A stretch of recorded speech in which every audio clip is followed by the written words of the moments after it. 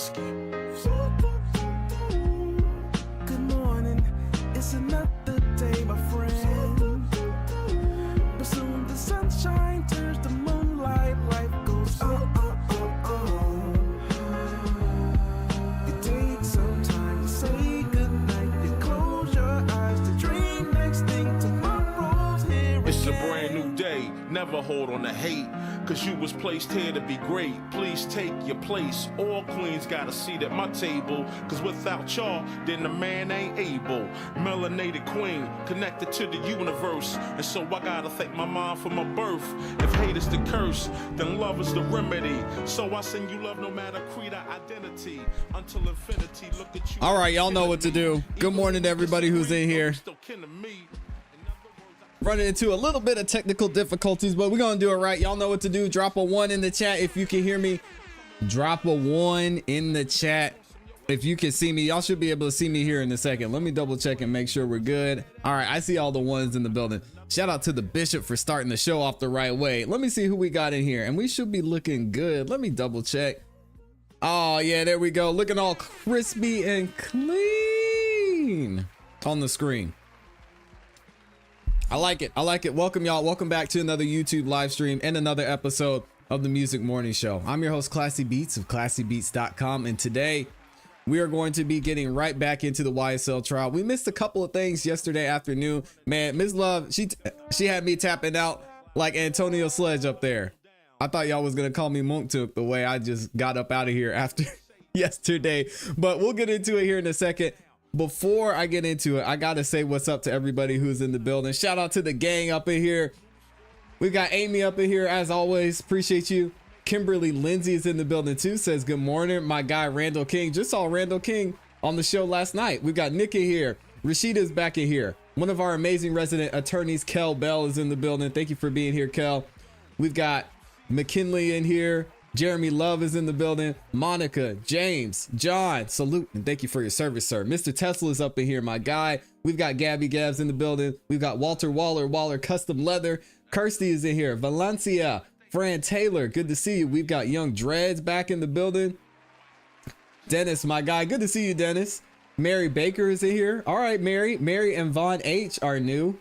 Shout out to the new timers. Angela is back in here again. Good to see you. We've got Is Me in the 912. Okay, we got another new timer in here. Vani is in here as well. Good to see you. Who else did I miss? We've got Aseka. I know I said that wrong, but I apologize. I gotta sneeze real quick. Gosh, we're gonna get all the good mornings out of the way. Shout out to Big Boy in here. I see Big Boy. Ulsterman's in here. My guy Freddie Harris is in the building. Goner Dag. Shout out to Jasmine. All right, Jasmine. Mark, Tonika. We've got OFT Cash. Comics are fun. Let's go. All right, so we're going to go ahead and get into it. Shout out to the Bishop for kicking things off the right way. Just giving y'all a little bit of background. So yesterday afternoon, there was a couple things that went on. One, Antonio Sledge finished his questioning or finished his time on the stand for now with Miss Love. Another one. That went about as good as y'all would expect, okay? Nothing too crazy to report. Miss Love kept talking in circles. We get into it. And then next she called his attorney, Mr. Wright. She called Derek Wright up to the stand and started to question him. Then they had to shut things down a little bit because the defense found out that there were some emails that were sent back and forth between the prosecution and Mr. Antonio Sledge and his representation that included some Brady evidence, of course. So they had to shut things down. The defense said, we want to get those emails. Can we get all the emails? If there's any more emails, can we get them? They went back through that yesterday afternoon. The trial got shut down and then they went through it again this morning. And of course, Miss Love said she's struggling to get some of those emails to the defense for whatever reason. We'll probably never know. Either way, now we're finally getting back into it. The jury is in here. We've got Mr. Derek Wright, who's representing Antonio Sledge, aka Mounk Tounk, is back on the stand, and we're going to hear from him this morning. Hopefully we can get all that done and move forward. Now, if y'all could do me one favor, I don't ask much on this channel, but if you could please make sure that you like the video on your way in. Not only is it the #1 way you can support the show, but it's free. And it lets the YouTube algorithm know that you guys are enjoying the show and it shares it with more people. All right. So we're going to go ahead and get into it. As many of you know, trial is already underway and court is now in session. So let's see what they're talking about up in here. Right. Lancico is showing me correspondence from Mr. Wright that was received today at 7:53 a.m. Thank you, Rashida. Good morning. Is he still a few blocks away? Good morning. Traffic has been terrible. I am a few blocks away from the courthouse, but depending on how long it takes to navigate these blocks, park and get into the I got to courthouse, fix the sound for y'all. Hold on. a little late. I'll ask her to call him because we reached out at 7:53. So I'm going to ask her to call him. Okay, Good morning, so Blue is he not Shoes. outside right now? I'll get her to call him Okay. right now. I mean, Hope it doesn't take an hour to call her, navigate please, and see a what few his blocks ETA around the is. courthouse. They're trying to get All the right, jury so in here. we'll be in recess until we have the witness. My apologies. Oh, Lord. Okay. I didn't realize they were taking a break. Let me skip You're ahead welcome. until they bring the jury back in. Here we go. All right. So you've got Derek Wright up here. He's getting back on the stand. That is Mounk Tounk's attorney of 15 years who we threw under the bus. I apologize for being a little late. We just now got ready anyway. Thank you. Somebody's cutting hair in there. Y'all hear that? It's a nice little buzz. I wonder if they're going to get that fixed.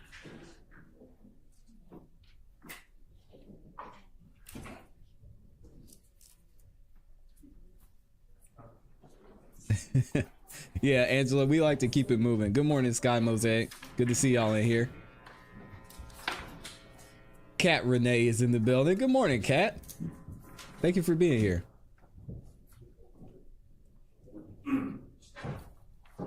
Yeah, having a delay just makes things go a lot smoother. Amy said somebody's in the courtroom getting some stress relief. Hey, yo. Relax. We're just going to say someone's getting their hair cut, all right? This is a family show. Oh, my gosh. I was gonna put on my pink shirt today, but I'm gonna have to wait till next week. All right, Miss Love but ruined it can be seated. And before we pick back up with Mr. Wright, let me just, while I'm thinking about it, I know there had been a couple of inquiries, I think maybe from the jury and from attorneys about what our plans were going to be for Election Day, November 5th. And my plan is to have court that day, and I'm going to have my assistant forward the list of early voting locations and times.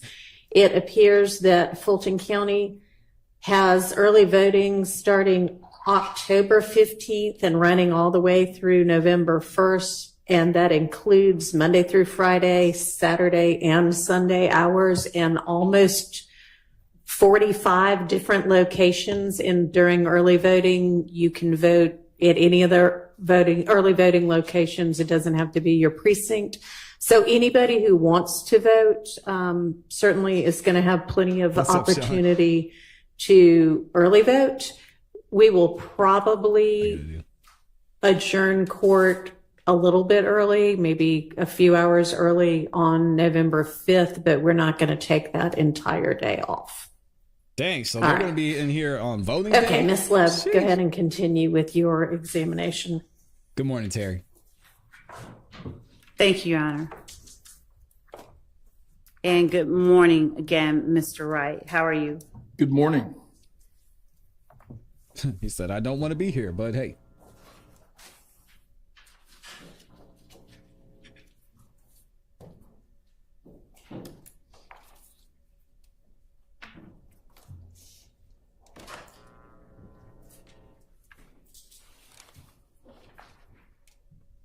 Oh, Dr. EJ is in here. What's up, Dr. EJ? Good morning. Judge, with the court's permission, I'm going to just use this microphone. Yeah, that's fine. What's up, Slime?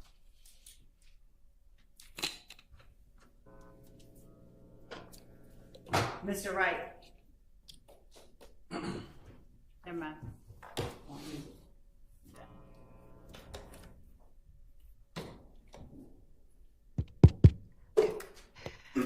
Mr. Wright, yesterday we were discussing representation of clients that you've had and your responsibilities as it relates to them. Would you tell the jury what it means to make an entry of appearance when you begin to represent a client in Fulton County Superior Court?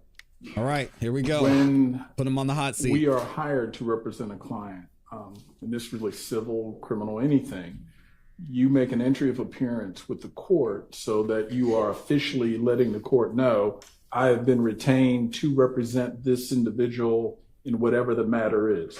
That entry will generally... I'm sorry, Mr. Wright. That's all right. I'm trying to get you to speak about That, I'll just sit back. That entry of appearance will identify the court, identify yourself, identify the client, and basically shows your role that you are officially in that case. Is it required that you make an entry of appearance anytime that you begin to represent a person in a criminal matter in Fulton County Superior Court? Yes. Okay. And once you make an entry of appearance, does that announce to the court, the state, and any other attorneys that are interested that you solely, along with whomever you designate, are the person that is representing that person? Essentially, yes. All right. And once you make an entry of appearance, are you bound to that person until you yourself just... Better question. Yeah. Once you make an entry of appearance, can you unilaterally decide, I'm tired of you, I'm gone, and do nothing else? Let me answer it in two ways. In terms of the court seeing you as the official representative or the authorized representative of that person, until you're released by the court, you remain that person's attorney as far as the court's concerned. Sometimes there may be a falling out or just a parting of ways between attorneys and clients prior to that. But until you get the court's approval on a motion to withdraw or substitution of counsel, but until you're released by the court, you remain that person's attorney. Would you tell the jury the steps that a criminal case, for instance, when you send in an entry of appearance or file an entry of appearance, is it always at the same place in a criminal proceeding, at the very beginning, middle, end? It really depends on when you're retained by the client or the client's family. Sometimes you can come in the very beginning, before a case is indicted. That's when you hear words like prelim or first appearance or things of that nature. Or much later on, at indictment, where you have arraignments and other initial proceedings for indicted cases. Or sometimes you're hired much later in the process. The case may be on the trial calendar already. So it really varies with each case. When do you actually come on board? Do you recall the stage of trial or the stage of the criminal process for case 22 SC 183572, this particular case you're testifying in, or the predecessor indictment that this superseded?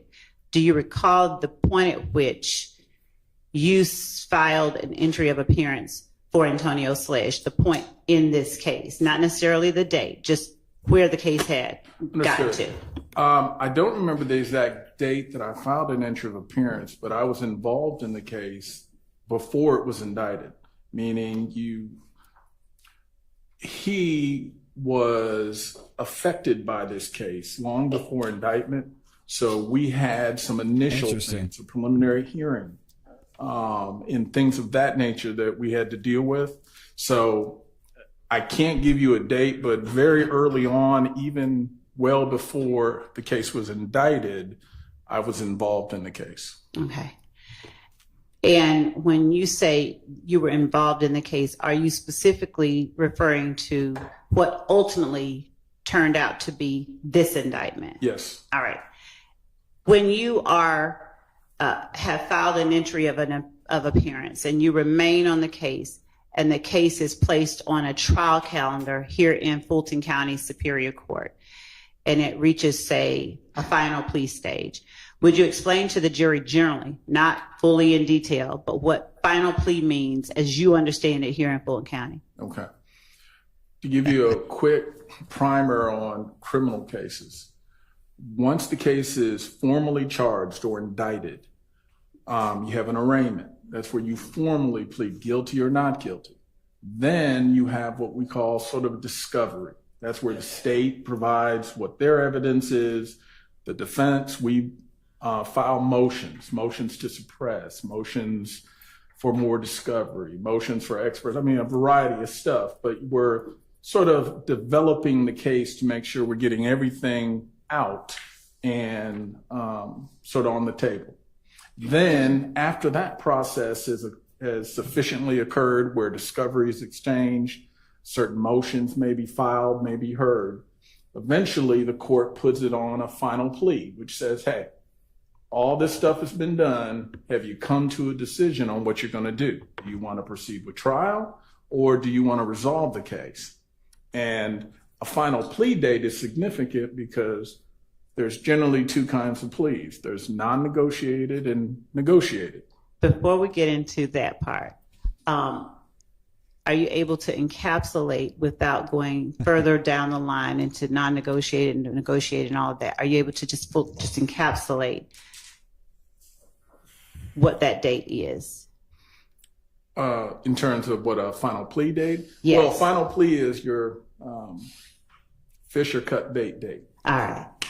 Okay. And on that fish or cut bait date, Can you are explain your only for those options of us who don't know? to enter a play, go to trial, or do you also have the opportunity or ability to request something different than either going to trial or entering a plea? I would add a third. Take a plea, go to trial, or beg for a continuance. So sometimes you can get it, kick the can down a little bit and say, hey, Exactly, I need more Freddie. time. So one of those three, and it still brings you back to final plea date is either, At a later time, though. yeah, at possibly a later time. It's, are you going to take a plea or do you want to go to trial? All right. And are there any particular reasons that might guarantee you a continuance? Any particular of any sort? Depends If on the there's judge, a probably. major issue with discovery, something that either hasn't been disclosed, sometimes a medical condition of the attorney, the client, something extraordinary generally. Some courts are a little stricter on holding that final plea date and holding our feet to the fire, and other courts are a little more flexible. Were you to tell a court that you simply are not ready, you cannot be effective, are you generally given a continuance if you request one? Generally, yes, and I would caveat depending on the judge, depending on the court. Some courts, again, are much more firm and strict because, again, they're trying to keep cases on track. Right. Will you know what the court is going to do without asking? Generally, if you've been around long enough, you've gotten to know the tendencies or the requirements of the different courts, yes. Let me ask a better question. Can you state with certain whether you're going to get a continuance It's an if you don't education ask day, for for a sure. continuance? Your Honor, I'm going to object for relevance. Sustained. All right. So, You know, Miss are Love you likes to take able the to scenic tell route. the jury if you were Mr. Sledge's attorney even before this case was indicted? Mm-hmm. Did you appear with Mr. Sledge at a plea and arraignment? Was there a plea and arraignment for him that you were a part of or someone on your behalf? I'm not sure. Okay. And to explain that, this case occurs. I have a heart attack in March of Oh, dang. 22. That's terrible. So from that March 22 and then heart surgery, I'm off the grid, out of practice essentially until December. So of 22. Okay. So I'm out of pocket for about 9 months. So there are things which may have occurred before that, like, and I just don't remember if the arraignment had already occurred or not. I'm not sure, but I may have missed some things in that 9-month period when I'm on leave of absence. Okay. When I came back, I think arraignment, everything had already occurred, because I think we were already quickly moving towards trial calendar. And were you already in conversation with the state during the time, even before you appeared back in court, regarding this case and your client? Before December 28, 2022. I believe the sequence was in November. The state sent sort of a inquiry email, and I then contacted my client to firm up, hey, am I still your guy? Am I still your attorney? And are we going to be moving forward? And I think they also had to know, are you ready to come back? Right. Well, Normal my conversation. client. And I also had to make sure that, hey, I've passed all the tests. I've done everything necessary to be able to resume my practice.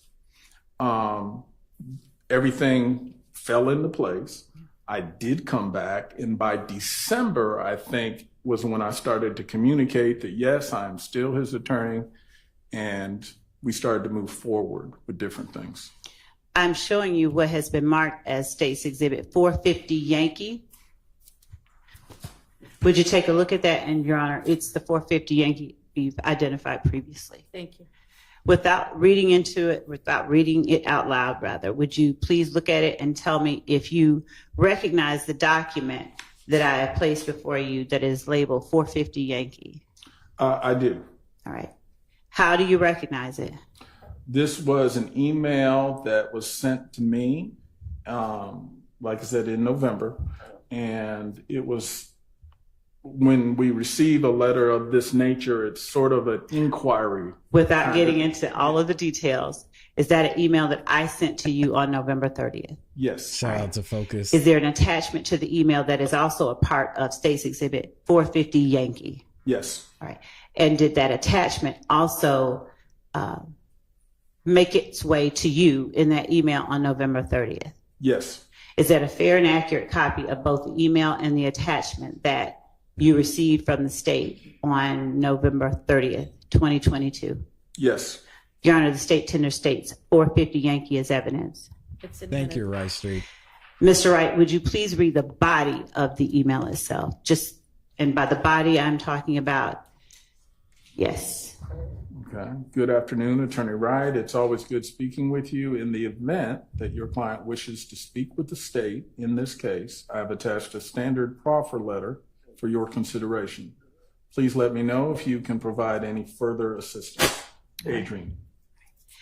Now, looking at the proffer letter that is attached, all right.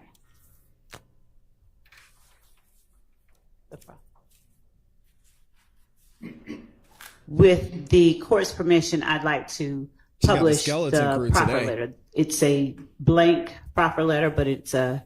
You may. Thank you. And for the record, this will be pages 2 and 3, I believe, of State's Exhibit 450 Yankee. Yeah.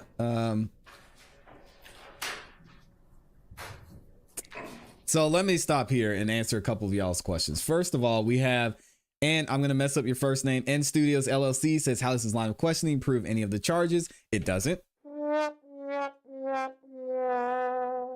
And Sissy says, why is she questioning this attorney? Is this normal? Or is she covering her, you know what, her ass from screwing up with the witness?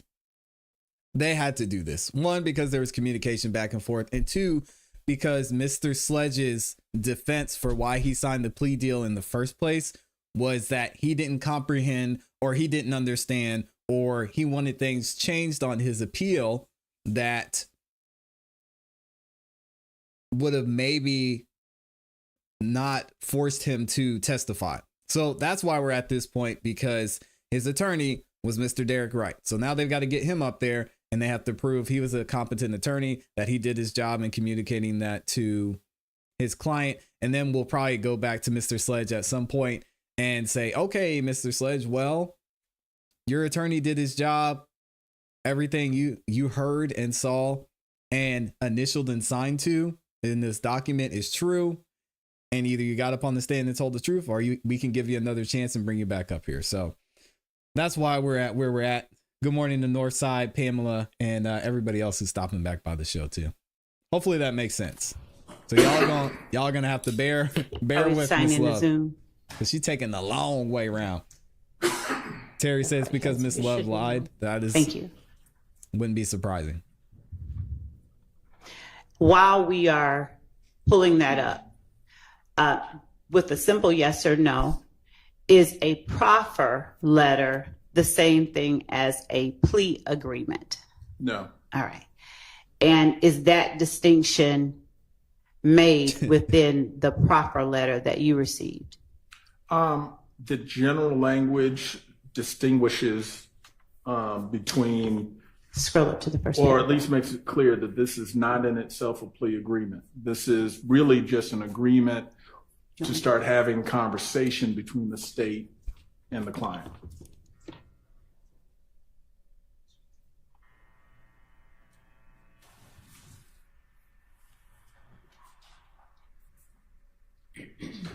All right. Mr. Wright, are you able to see the first paragraph of the proffer letter that is before you on the screen? Can you see that? I have some readers if you don't. No, I'm just trying to clear this audio box. May I approach? Yeah. You may.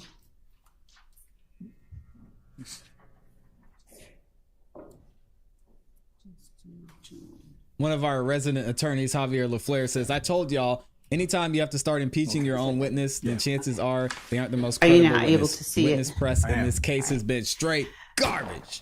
I don't want you to read the entire Yes, sir. document that's in evidence, but would you please read into the record just that first paragraph, starting with Dear Mr. Sledge? Okay. If I just read off the letter itself. That is fine. Okay. Dear Mr. Sledge, the office of the Fulton County District Attorney, Atlanta Judicial Circuit, has been informed that you may wish to make a proffer for the purpose of providing information that you may have regarding the individual or individuals involved in the enterprise Young Slime Life hereinafter YSL, or otherwise have information regarding your own involvement. This is not a cooperation agreement or a plea agreement. The following terms will govern any proffer session with you. Okay. Now, without going into each of the terms, was a requirement of the proffer agreement, and starting with this particular one, that Mr. Sledge actually sit down and have a conversation with you present, along with an investigator with the district attorney's office and a prosecutor from the district attorney's office. Yes. All right. And based on the request made on November 30th, 2022 to you, was Mr. Sledge's complete truthfulness and candor material conditions required in this proffer? Yes. All right. Did the proffer letter inform Mr. Sledge that if he knowingly withheld material information or willfully made false or misleading statements during the proffer, any statement made or other information provided during the proffer could be used against him in a subsequent proceeding against him for perjury, obstruction of justice, or making false statements to law enforcement? The letter does give that notice. Okay. So what's your point? I think it's the question everybody has. And could y'all like the video if you haven't, please? Does the letter also inform your client that if he or any person acting on his behalf subsequently takes a position in any legal proceeding that is inconsistent with what is contained in the proffer, whether in pleadings, oral argument, witness testimony, documentary evidence, questioning of witnesses, or any other manner, the district attorney may use the statements in this proffer and all evidence obtained directly or indirectly in any argument and for cross-examination, impeachment, or rebuttal evidence. It does say that. All right. Barring those circumstances, was it your understanding that the proffer would be used against your client? Generally, when we do a proffer, it's sort of a, whatever you say, it's sort of a, what a queen for a day. You get to say it. Explain queen for a day to the jury. You get to basically say whatever you're going to say and it not come smack you in the face, meaning it's not going to be used against you and So it's not an hit official you over document. the head. Is that with right? whatever you It's tell official, them. unofficial. It's a way that the state evaluates the information that you have without you being in a position where, well, now that we've had this conversation, you're using it against me. Well, I never should have said anything to you. So that is, the proffer is designed to sort of both sides be able to feel where the other side's coming from without anyone lessening their legal position. And have you just described what your understanding of this proffer agreement or proffer request was? Correct. And a proffer is a legal term referring to an offer of evidence or information made by one party, usually defendant or witness, to another party, typically prosecutors, in exchange for some benefit.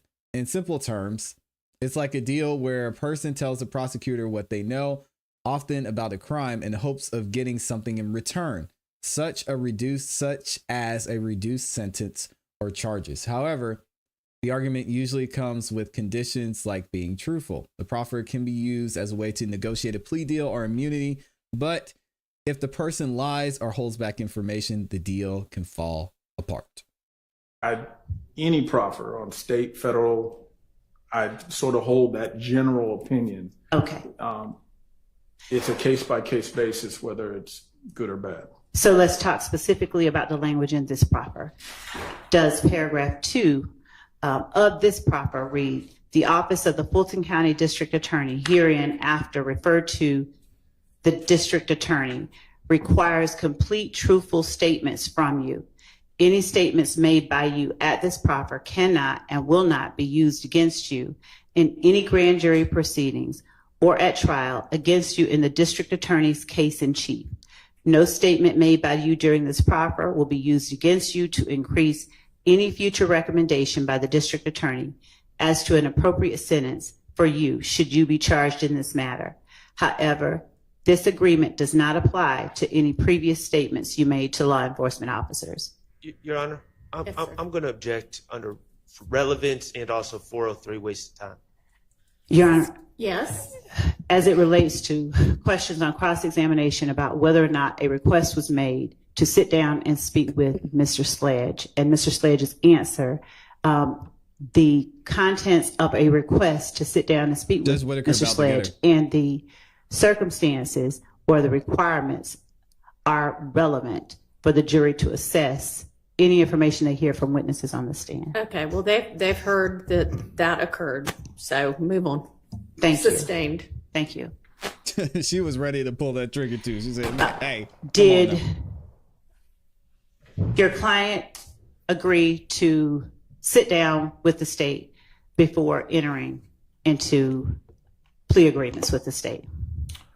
You know, I don't have any memory of us actually doing the proffer. I was going to ask you if you have a signed proffer agreement. That might help refresh my recollection. I remember receiving the proffer, at least the proffer letter. And then later on, we ended up in a plea negotiation, but I don't recall us actually executing the proffer process before that. Do you recall any verbal communications with the state conveying that your client did not wish to give a proffer? Do you recall any? Hang on. Objection, Your Honor, leading and suggesting an answer. I'm not suggesting an answer. It requires a yes or no answer, but it does not suggest one or the other. Overruled. Yes, Do you ma'am. recall any verbal communications with the state? Again, because I don't have any recollection of actually doing the proffer, I do not think that we were in a position that we accepted the invitation for a proffer. I also have a... I mean, is it a bad sign when your lawyer says, I don't recall? It would be to me like, oh man. have any recollection of actually doing the proffer. I do not think that we were in a position that we accepted the invitation for a proffer. I also have a specific recollection that a few weeks later, I then, based on some things which were sort of happening with the case, reached out to you, knowing the proffer had been extended and knowing, okay, like to have some more discussion about maybe resolving this case. Okay. Did any part of that involve your lying or your client agreeing to sit down with me to have discussion before he entered into a plea agreement? Here we go. Meat and potatoes. Careful how I you just answer, don't sir. have a memory Oh no. of having a conversation with you prior to the plea. So I at this point, I would say I just don't recall that. Yo, I swear I had not watched this. Oh yeah, y'all see the poll I dropped in the chat. I swear on everything I love, I had not watched this yet. I was not expecting him to say I don't recall. Oh man, yeah, this is crazy. I just don't have a memory of having a conversation with you prior to the plea. He said I don't So recall. at this point, I would say I just don't recall that. If it did occur, if you can refresh my recollection, but I don't recall there being a meeting between y'all. If your client wanted to meet with the state, would you have arranged it? Well, yeah, we certainly, if my client had expressed an interest, then I would, of course, it'd be my duty to follow up on that.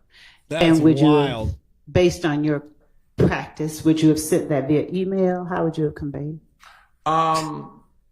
It may have been a phone call, but more than likely I would have emailed, so I would have had something in writing to confirm it. And if there had been such a meeting, there'd be a signed proffer letter because I would have wanted the protections of the proffer letter in place before that meeting.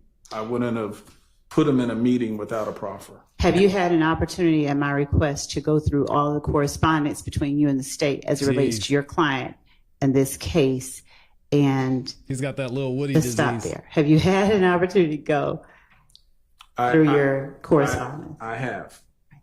Is there any email, note, letter, designation from you that you were able to find that gives you any belief that your client at any point wanted to sit down and talk with the state? No. All right.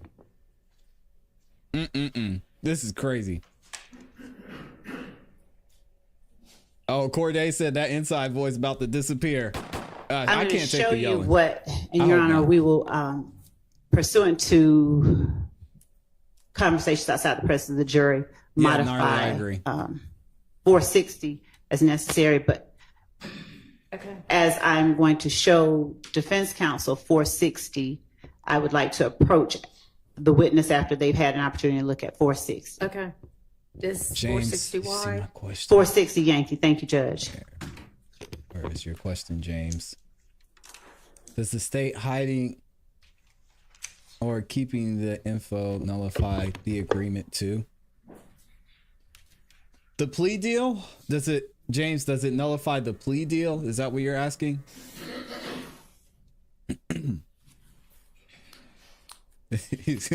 Yeah, I need to reflect. We can't say Lil Woody disease. Hey, yeah, that's crazy.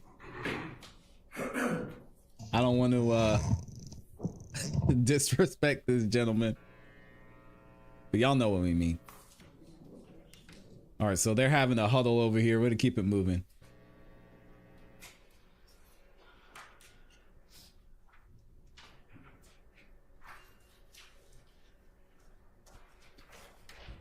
Yeah, so the proffer is not binding. Would it nullify the plea deal?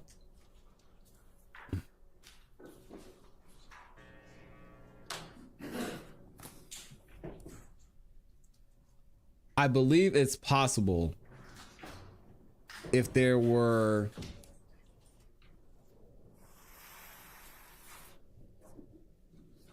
if his attorney did not present him all the plea deals that were offered. So if there was another plea deal and he didn't see it, then I believe yes.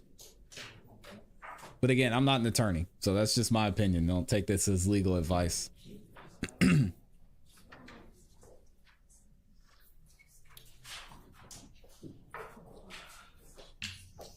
But yeah, Terry's saying not necessarily. I mean, there would have to, I think it would be very hard to prove. All right, let's skip ahead. Losing some of our delay here, but we're gonna get it together. Now we're approaching. Oh my gosh. Let me get to some of these super chats real quick. Thank you to everybody who's sending in super chats. And I'll be reading the super chats throughout the show, but y'all are just gifting memberships like crazy this morning. We got Wright Street in here, not only became a member, but gifted 5 memberships too. Thank you so much, Wright Street. We've got Sissy in here, same thing, became a member and gifted a membership. And then we got, oh, Full Drinking Half Thinking is in here. Salute and shout out to Full Drinking Half Thinking. I know who you are. I hear your name mentioned over on AV and TLA's channel all the time. So thank you for being here, Full Drinking and Half Thinking. Appreciate the support and thank you for becoming a member. And also Sissy gifted a membership as well. So if you got a membership from any of these fine people in the chat, make sure you tell them thank you and show them some love. Let me see. Did I miss anybody else? I know we've got a couple of people in here. I've got to say Asika's name out loud because if I don't, I'm gonna forget it. And why aren't my chats showing up for some reason? Shout out to Evelyn, says, I love this channel, ClassE. Aww. Thank you, Evelyn. Thank you for being here. Okay, and I messed this up. The chats are not showing up for some reason. So let me do this and see if I could fix it. Y'all bear with me. We should be good. Nope. I might have to redo this. So y'all bear with me a second. I'll get this fixed. But let me go ahead and skip ahead in the video. And we'll use up some of our delay here while they chop it up with Judge Whitaker. Here we go. I don't know what happened to my chat. Yeah, shout out to Full Drinking Half Thinking. Good to see you. And Your Honor, as they will come up there as well, I'm going to go ahead and provide both to the defense and to the court. Amy says Superman. Okay. That I have labeled 461 Yankee and 462 Yankee. Why is it doing this? 6 copies for the fifth, 6 copies of each, and then 1 copy for the court. All right. Thank you. You're welcome. I'm gonna fix the chat and put some of y'all's chats back up on the screen. I apologize. Having some technical difficulties.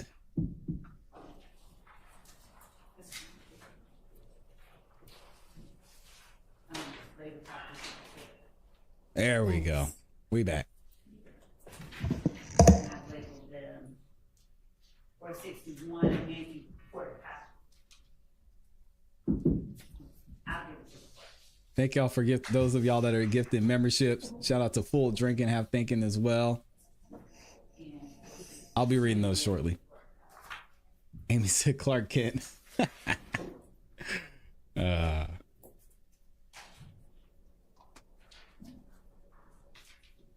me double check the membership. That's good.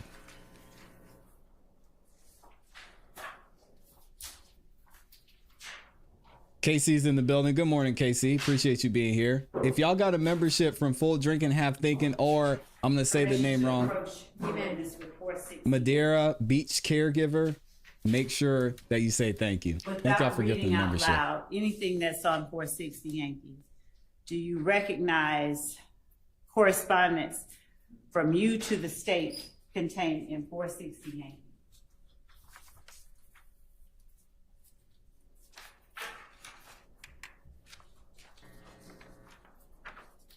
Oh, I said it correct. I'm getting so much better with names. Now, shout out to me. Y'all give me a round of applause for getting names right. K Bear said Miss Love is asking I do. permission to approach today. And He's being does nice. that correspondence accurately reflect or contain the entirety of the correspondence that is listed within 460 Yankee that you sent to the state?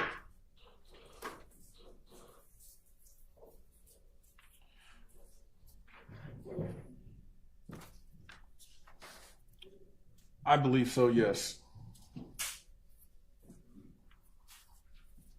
As you reviewed the correspondence that you sent to the state at my request this weekend, What's up, did Cole? you find anything as it relates to this case in addition to what's contained in 460? I did. Ultimately, what I was sending to you in that exhibit was some of the stuff I had found to make sure that I guess everyone was on the same page as to what our correspondence was. And showing you 461 Yankee and 462 Yankee without talking about what they are those additional emails that you sent to the state in response to the state's request that you provide all the correspondence that you sent to the state regarding this case and your client?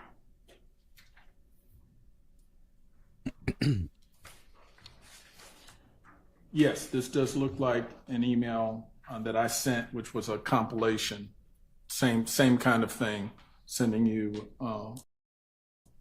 old emails regarding this case. Do you see anything between State's Exhibit 460 Yankee and 461 Yankee and 462 Yankee that is materially different from the correspondence you sent to the state regarding your client's case? I do not. Do you see any difference, any omissions between what you actually sent to the state and what is contained in 460 Yankee, 461 Yankee, and 462 Yankee? I do not.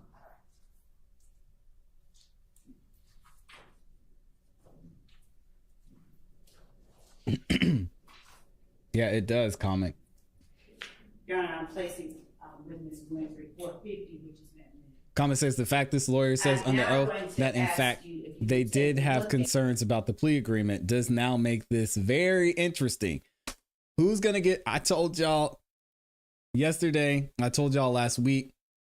Mr. Sledge knowingly or unknowingly threw his lawyer under the bus. Now, how is his lawyer going to play this? He's not going to throw his own client under the bus because, I mean, you see this and how he represents his client. He might as well wrap it up.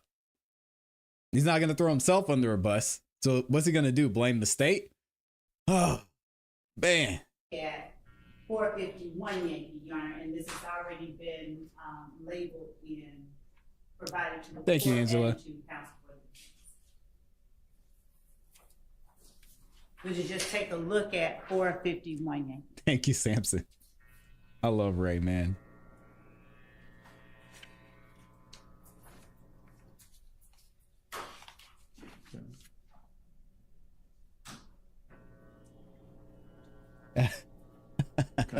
Thank you, Alexis.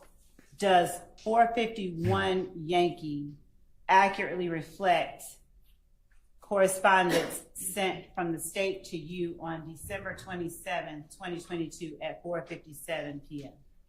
Yes. I'll hold that right here, okay? Looking at 452 Yankee. And when you look at it, after you've read it to yourself, would you tell the jury whether 452 Yankee accurately reflects correspondence sent from the state to you on December 27, 2022 at 5:06 p.m.?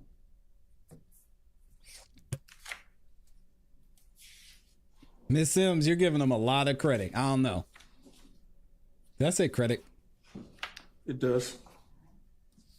You see any material alterations? I do not. Looking at 453 Yankee.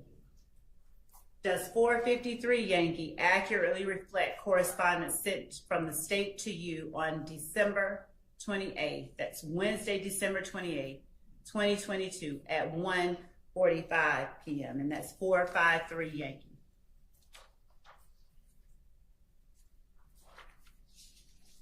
This appears to be an accurate copy. Do you recognize or see any material alterations or deletions? I do not. Showing you 454 Yankee. Does 454 Yankee accurately reflect correspondence sent from the state to you on Wednesday, December 28, 2022 at 1:46 p.m.? Yeah, you need it. I'm not saying, or Miss Sims, I'm not saying you're wrong. I'm saying that's interesting. Like Rodney say. I mean, hey, could be the case. It does. Showing you states 455 Yankee. Does 455 Yankee accurately reflect correspondence sent from the state to you Wednesday, December 28, 2022 at 1:54 p.m.?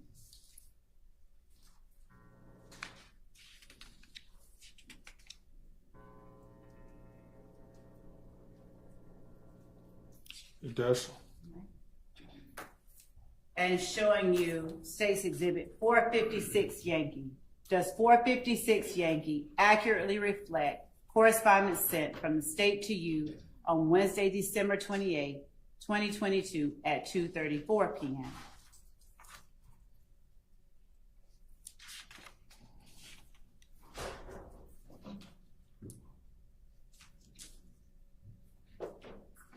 Yeah, and that's a great question. It does. That y'all are asking. What's the point here? I mean, what's he going to prove? That the lawyer could have done a better job? So? So what?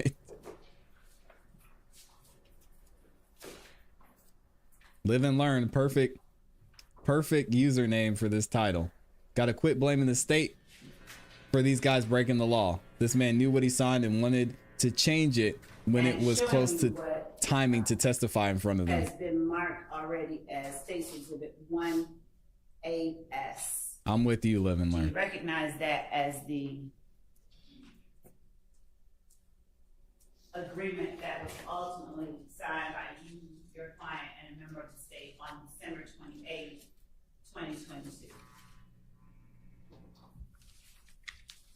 2022? Saying they sold less. Yes.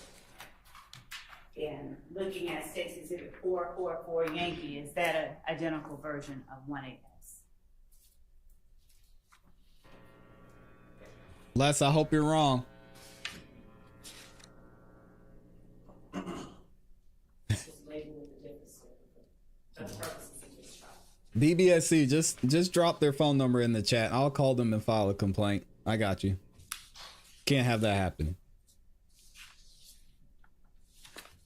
It appears so.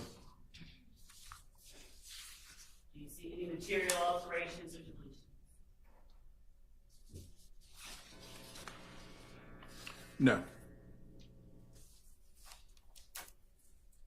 Sissy, this whole case is the document that for the purposes they don't know of how to prepare. was labeled 1AS, and for the purposes of this trial was labeled 444 Yankee.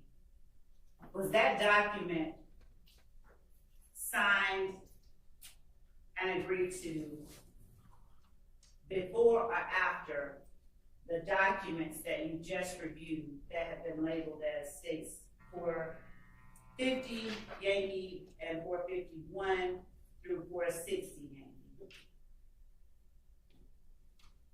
I'm sort of lost. Your question is, were the last two signed No. after receiving the other ones? That's why I'm not sure of your question. Thank you for that. All right. Are you agreeing that the Yes. Here we go. Hold on, y'all. Your Honor, I believe that. And if y'all could like the video, please. Can we get to 1,000 likes? Your testimony is that 444 Yankee and 18S are the exact same document, so I can just use one? Correct. All right. So the document that is 18S, was that signed after State's Exhibit 450 Yankee was transmitted to you? Oh, let's not do them individually. Just ask the question again and maybe he'll understand it the next time. It's just a time Let's try sequence, right? It was. Okay. So, my question to you is, the document that is labeled 18S. There's Whitaker coaching Was again. that signed and agreed to before before any of these documents that you just reviewed were transmitted? That's my question. Good morning, Danielle. Let me answer it this way, because I want to make sure I'm on the same page. How about asking for the clarification you need? How about let him answer and maybe he'll be able to answer what it is that you're trying to get at anyway. And if y'all are, and just in case y'all are wondering, 444 Yankee or 444Y is going to be the plea deal, which I need to just have this pulled up until Mr. Sledge and Mr. Wright get off of this, get off of the stand. So this is the plea deal we're talking about. If you haven't seen it yet, this is everything that, hold on a second, we're going to get to it. There we go. This is everything that Mr. Sledge, Antonio Sledge, agreed to. We got the factual acknowledgments here. And then you scroll down through all 16 of them things and you've got the defendant's sentencing acknowledgement. If y'all want to see the video where I fully break this down, it's actually in the description and you can watch it during this live stream when we have a break after the live stream. And then that'll give you more insight into what all he was actually agreeing to. This plea deal is the worst plea deal I've ever seen in my life. And if you watch the sentencing along with that, it's crazy. And thank you for the super chats. I'll be reading them shortly. So thank y'all.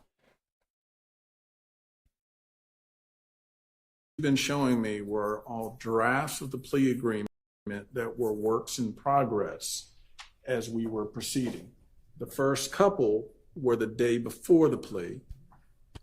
That's why they're in the evening. Then when we showed up to court that next day, while I think the format was y'all were in a conference room, I was in the back and shuffling back and forth, but you would email me and that way I would go over the different versions with my client. But what you just showed me were different versions which were evolving as we were getting closer to a plea agreement that we would execute and sign. The signed one, which is this 1AS, was the final version that ultimately got executed, that he signed, and you could see, I guess, with Judge Glanville when we did the plea, that was the one executed. Ultimately, I have some concerns, but I'm acknowledging this is what we signed. This is what we ultimately did for the plea agreement, and the other renditions or iterations were showing the progress going from point A where we had no agreement to expressing what our concerns were to getting an agreement hammered out. Does that? But you still had your client sign it, sir. What are we talking about here, Mr. Wright? Is he saying, oh, so yeah, we went back and forth with you guys. We started to make some progress. And then at the end, I just said, you know what? Fuck it. I'm tired. Mr. Sledge is tired. He wants to get out of jail. Well, just initial here, 20 something times. And we'll get you out. It's whatever, man. 30 years probation. Yeah. You might have to testify. Sure. Sounds good. What is he talking about? So all those were before this one. Thank you. That was the only question. Thank you. Okay.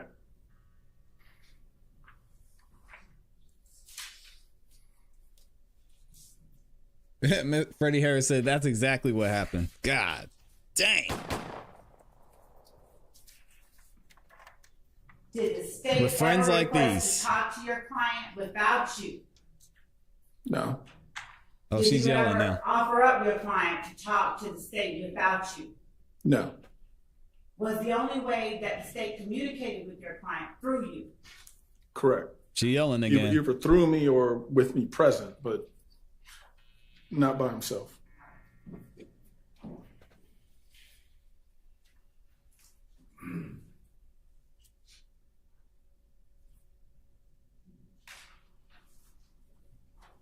At the point where December 28, 2022, where this case was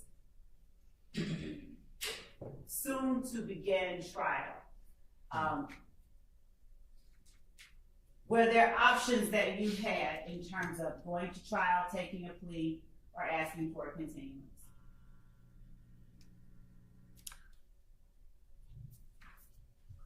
Again, Yeah, she's dirty, let me but answer he it messed this up, it way sounds now. like.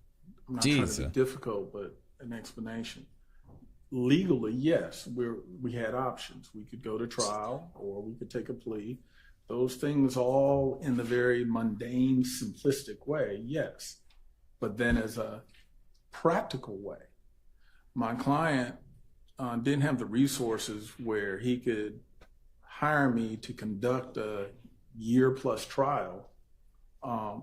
So those resources weren't there. So he also expressed other concerns he had unrelated to the trial. So you'd have to ask him as to what was going through his mind. But there are a lot of different factors that go into that. It's just not a simple yes, no. But yes, did we have different legal options he could choose? Yes. But why he made the choices he made, that's something you'd have to ask Mr. Sledge. All right. And were you, is it safe to say in here during the time the questions of those sorts were put upon Mr. Sledge? Yes. All right. And when you spoke about your client not having the resources to conduct a year-plus trial, did you ask to withdraw from the case at that point? I did not. Ultimately, whether or not I would ask to withdraw and remove myself so he could either try to get appointed counsel or get new counsel, that would come after he makes a decision of what choice does he make among his different choices. Because he chose to go forward with the plea, then we never reach the issue of that. And did you ask for a continuance at that point? Nope. We did not.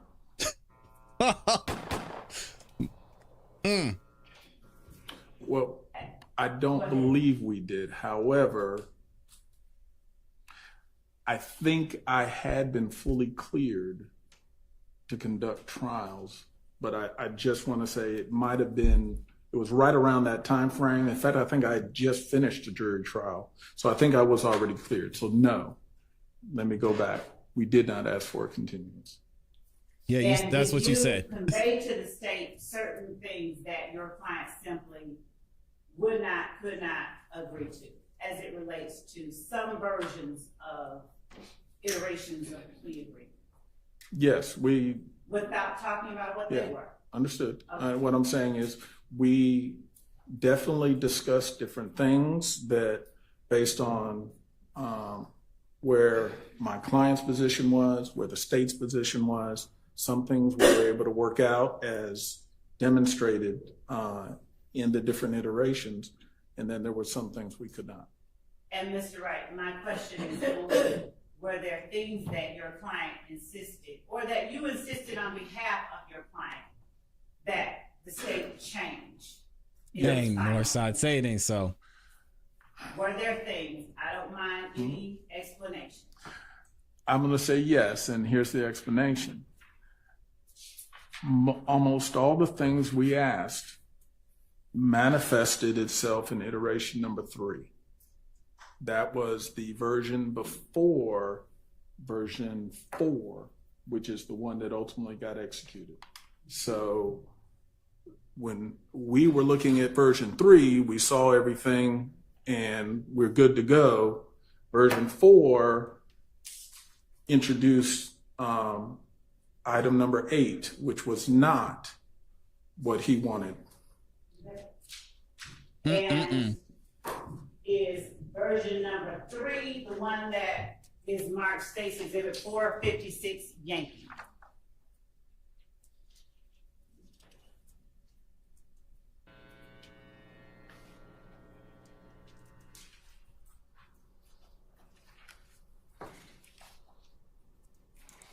And Could I? one AS. One AS. Yeah. Personal. Yeah.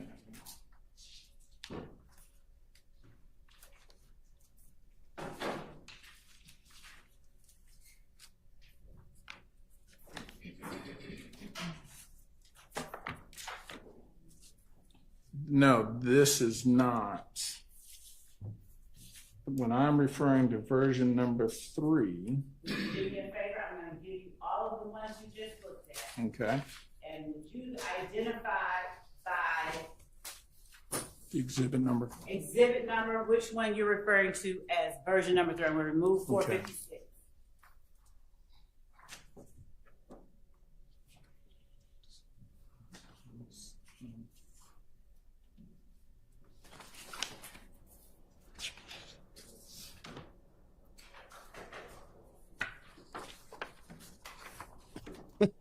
Angela said they're back Your there Honor, cutting excuse me. hair. Y'all hear that? Before the witness answers that question, do you mind if Mr. Shaw and I step and take a look at the exhibits? We'll just now show that we have. Sure, that's fine. Which one was the Smart move. to get to, Your Honor, may I please remove them from Mr. Wright's possession?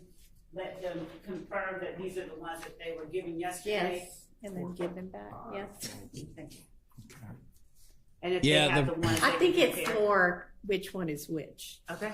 I did name them on the. I know, but The problem with that, the problem with that, live and learn. And let me read your comment. Live and learn says defense needs new lawyers. They want to win with these lawyers. The defense lawyers keep blaming the prosecution for pressuring these guys. That won't work. Make the state prove their case. Well, the issue with that is going to be. Yes. Excuse me, I Hold on, appreciate let me that let it's Mr. early in the Weinstein day, talk. but could we just have yes, 5 minutes?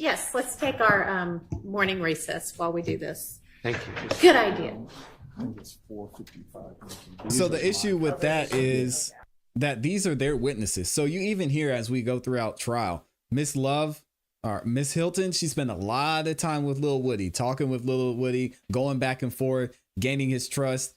Woody said even when she met him, she was sitting in the back of the room, just kind of quiet, watching him, acting all street. And then she would talk to him differently than she would talk to him in court. So they built these relationships with these witnesses. Yes, could they bring in another prosecutor? Yes, but that would mess up a lot of the situations that they were involved in with their witnesses. So it's just rough. If anyone from counsel from the defense could just bring the ones that they had up from yesterday, they could compare it, because I gave the numbers. If they want to do that, sure, they can do that. Lavisa says, I mean, I why think do all these our are the witnesses things end up that going were originally sideways sent on her? over as 'Cause she lied electronic to him. copies, and that maybe, and they were like a file within a file kind of thing. So that's probably what they. complication is. She tricked them.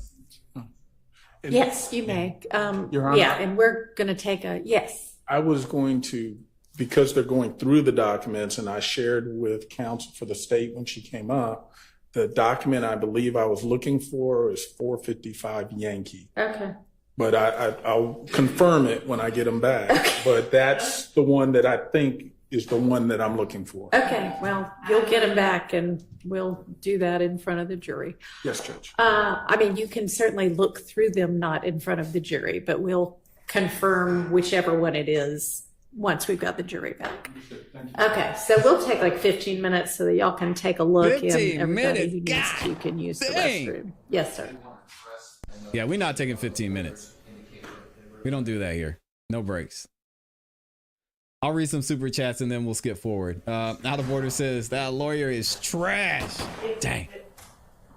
May I ask if it pertains to these documents and this witness or something? I think it, up at the bench, I think it was not these documents necessarily. Oh, yes, it was. Yeah. It should be somewhere within one of those documents. So are you going to tender those for admission, or are you just going to have the witness talk about them? At this point, not before I do the necessary redactions. I'm not going to tender anything. I'm going to ask. Morning, about Christine. things right now. And as I said, I will not tender anything until I redact. Okay, but I think there's an issue with regard to what ought to be redacted. So we could, I don't mind. Why don't y'all just talk? And then if y'all can come to agreement, great. If not, then we'll take it up. So, 10:30, I'll plan to come back. Okay. Okay.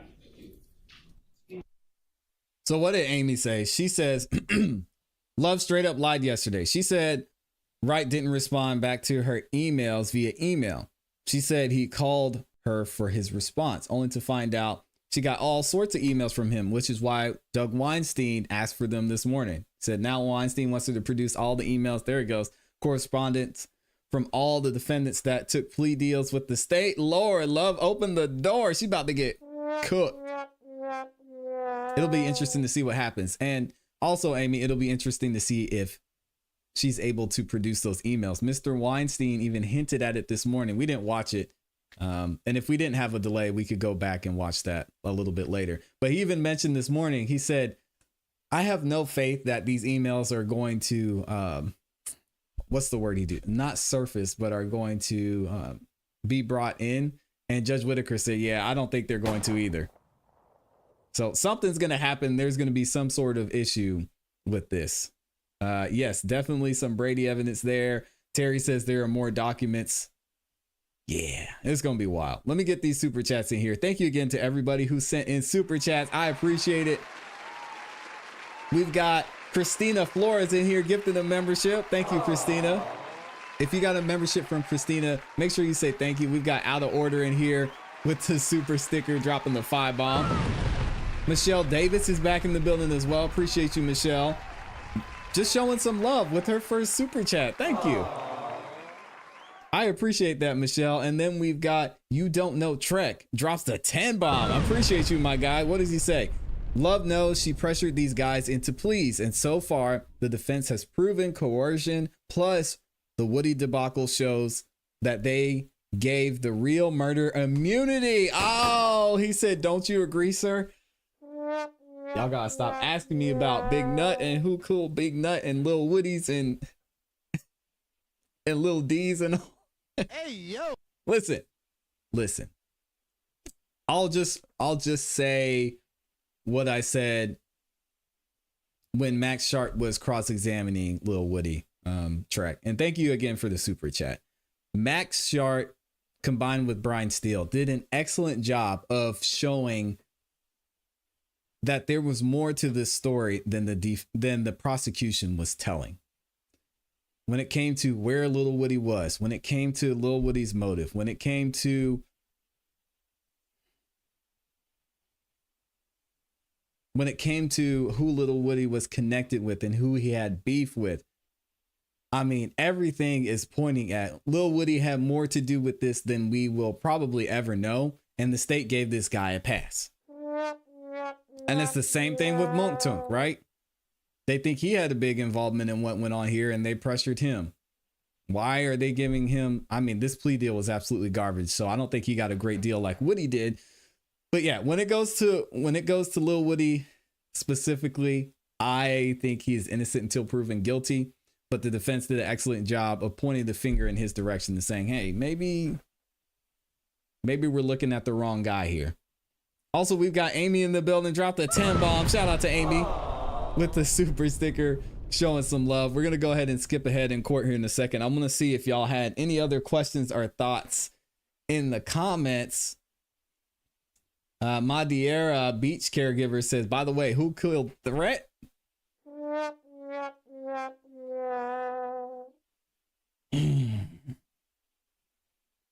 I'm gonna leave that up to y'all. Mr. Tesla said, ClassE say, I don't recall. Julie is in the building. Shout out to Julie and good morning, Julie. Good to see you. Patty is up in here as well. Yeah, I don't recall, but that's a great question, Trek. And I'm gonna let y'all have that conversation. I'm just gonna stand on you're innocent until proven guilty. And we'll let Lil Woody go out there and get his bag.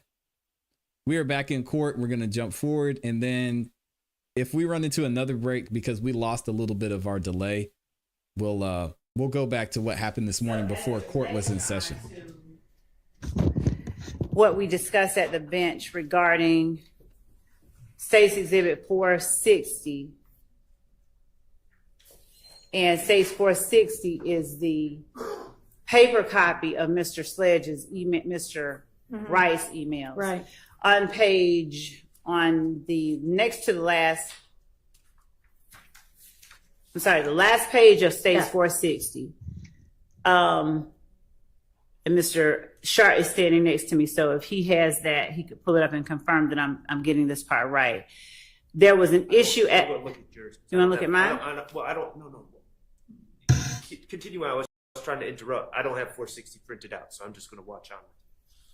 Okay, Go ahead. Okay.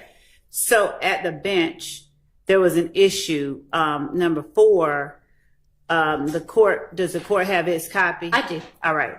So there was no problem from counsel for the defense that actually voiced any concern about the first full sentence.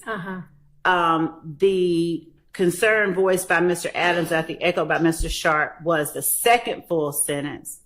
And then they wanted to keep in the third and the fourth sentence. What I told them was that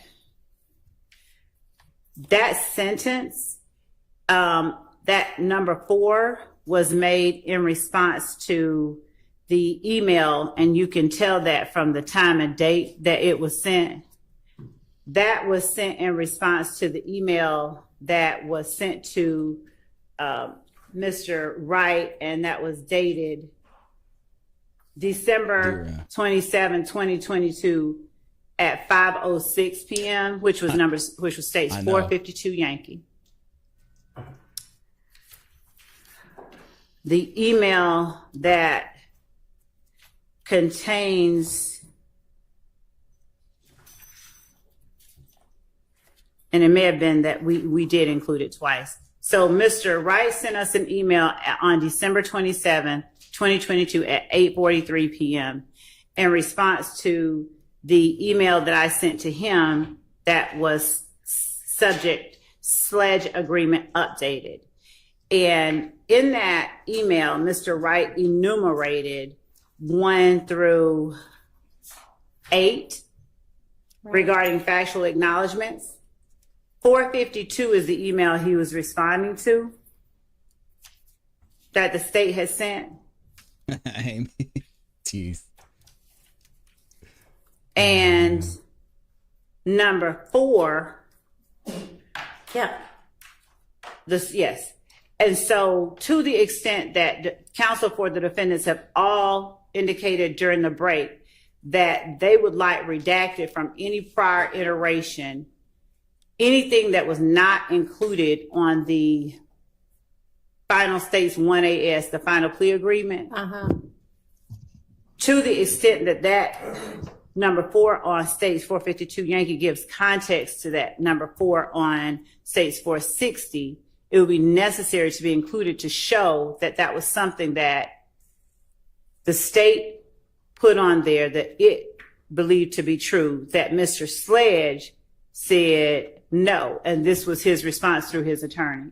Okay, so I'm confused now Aren't we on all? the different iterations that lead up to the final agreement.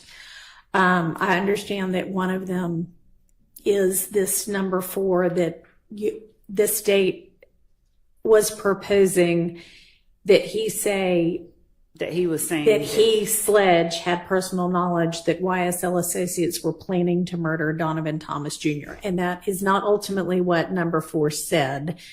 But are you saying that in response, are you saying that the defense wants redacted the earlier version of number 4? yes. Your Honor. Yes. Okay. I think we're going way down a rabbit hole here. Yeah, that's The an state understatement, is- Max. Seems to me, we don't need anything redacted if it's not being admitted into evidence. Well, I think it is going to be admitted or at least tendered for admission in the evidence. And the reason that it is at issue is because Mr. Sledge said there were things that I absolutely wanted changed that didn't get changed. And this establishes that there were very material things that would have been beneficial to the state that got changed because Mr. Wright and Mr. Sledge requested that they be changed. So I understand why that is relevant. I mean, if these are going to come in, I would certainly think that we need an instruction that they're not to take any of this as factual because it's not in fact what he ended up agreeing to. It's I agree. confusing. Yes. Well, So can I confusing. just Yeah. some things. Okay. Okay. First of all, I agree that Mr. Sledge said that. I also know that Mr. Wright and actually Mr. Sledge acknowledged that some things were changed, some things were not changed. So no one is claiming that nothing was changed. Okay? That's first. But secondly, I want Your Honor to understand, and I sought clarity from the state because I don't work for the state. I was not communicating with Mr. Sledge back then. These initial factual acknowledgments were in no way based on anything Mr. Sledge ever said to the state. The state came up with these factual acknowledgments. That's very true. We talked about from this the a other review day. of the discovery and proposed these. So Right. the genesis of these is purely divorced from anything Mr. Sledge stated. Okay? It's not, there's nothing that Mr. Sledge said, okay, this is my story, and then the state came up with these factual acknowledgments, and then Mr. Sledge was like, oh, well, you don't have that quite right. This is what the truth is. These were drafted by the state from looking at the discovery. Okay. So I would ask if we're going to let in basically incorrect information that Mr. Sledge has never agreed to, and we're going to Interesting. expose the jury to this. I think we need to be a little stronger with the instructions and say these were drafted by the state and not based on anything Mr. Sledge said, because I've been doing this for a while. All right, I get your point. I get your point. And y'all, this is why I had us come a half an hour early, is because 8:30 to 9 was when we were supposed to be figuring out what was coming in, et cetera. But,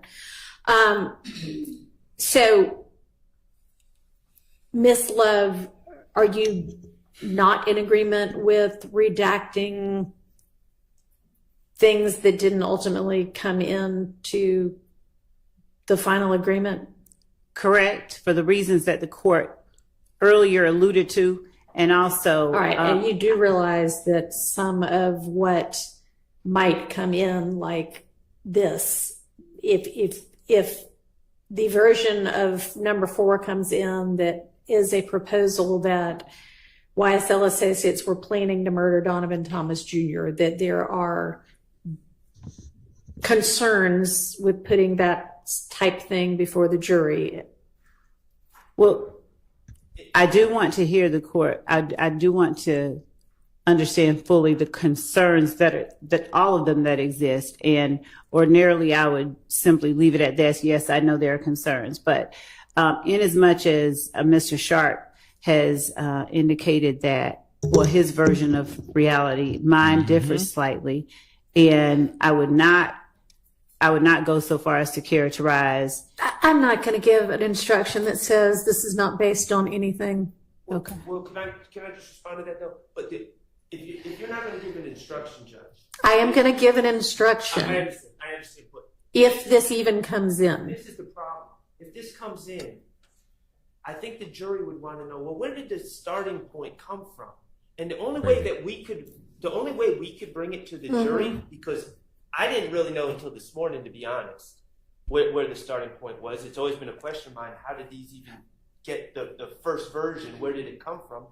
The only way we could really bring that to the jury is to call the drafter of the acknowledgments to the stand, who I assume is Miss Love, and ask, well, these acknowledgments that you drafted, where'd you get them from? Was it based on anything Mr. Sledge said, or was it based on the discovery? Because and I'm being 100% forthright here as an officer of the court, Your Honor. I've never been a prosecutor, but I was under the assumption that there was something that Mr. Sledge said that led to the first statement. You're right, Northside. And then it was like an editing process. But the first version was not based on anything Mr. Sledge said. And that's important, because the jury has to determine, okay, did the state just come up with these, or did Mr. Sledge say certain things and he's backing out of them now? And if we don't make it clear to them that Mr. Sledge was not the genesis of even the first version, I think that question becomes unanswered, and the only way other than an instruction would be to call Miss Love to the stand. All right, Miss Love, what's your response to that? Your Honor, one, again, the idea that this. All right, I don't need I'm not trying to full blown my response rehash of everything. So basically, what she's saying is, I don't want. Have you ever had a dream that you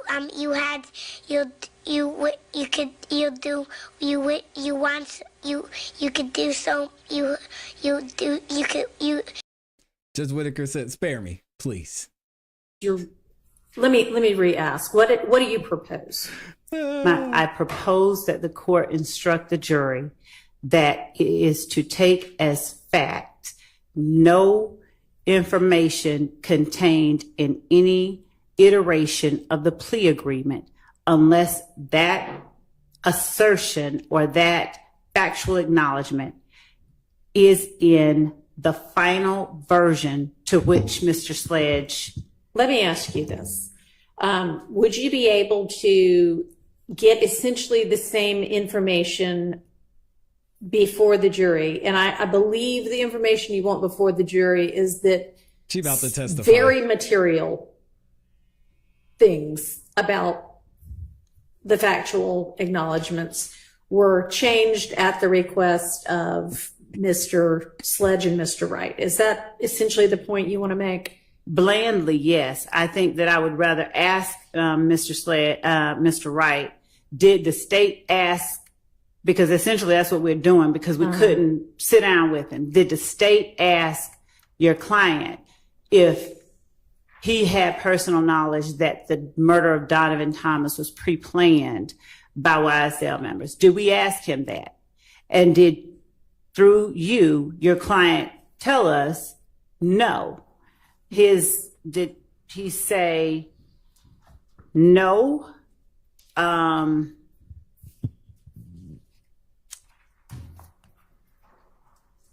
He doesn't believe that the shooting was.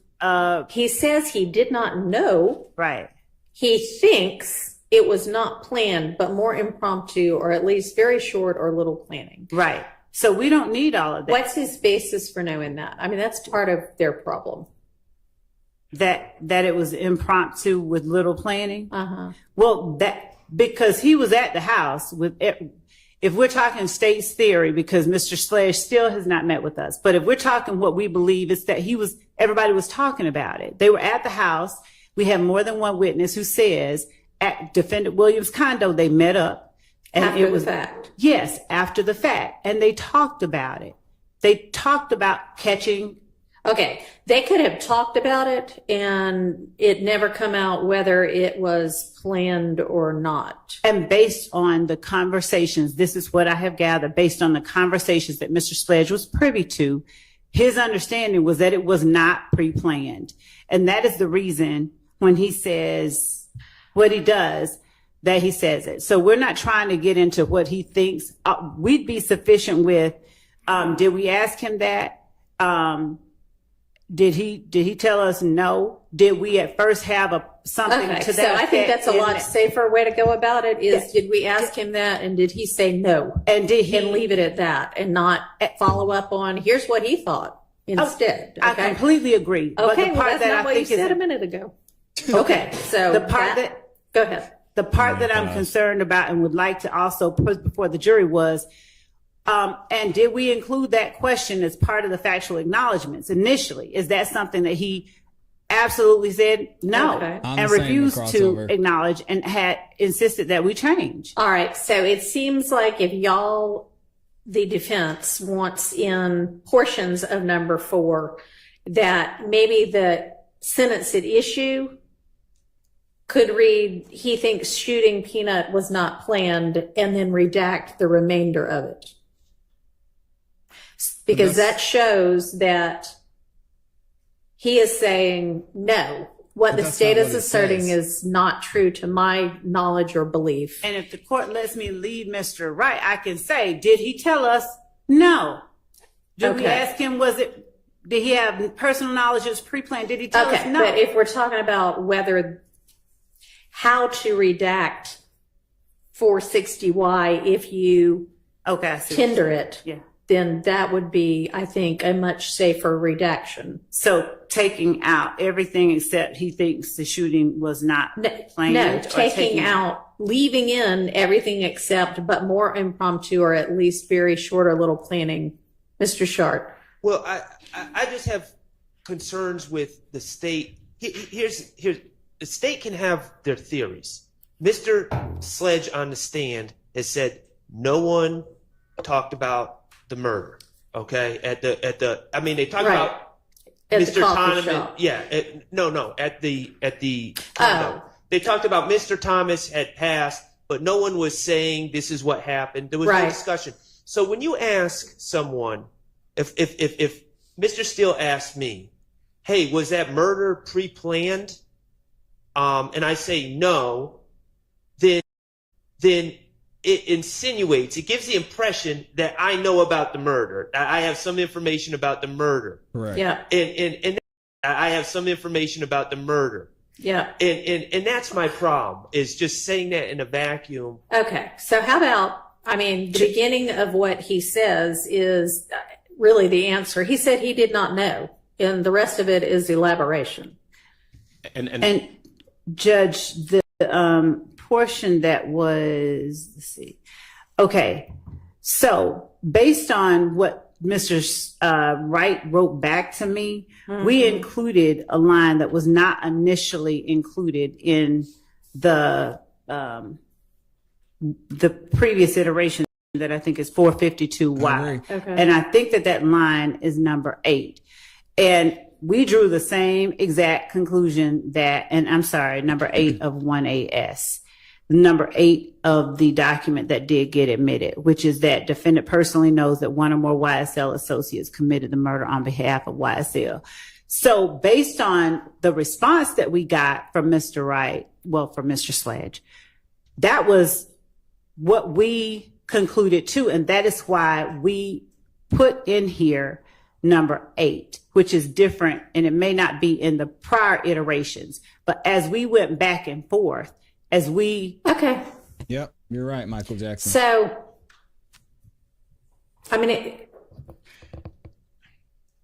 Judge. I think that it would be safer in terms of what gets put before the jury if you do this through question and answer with Mr.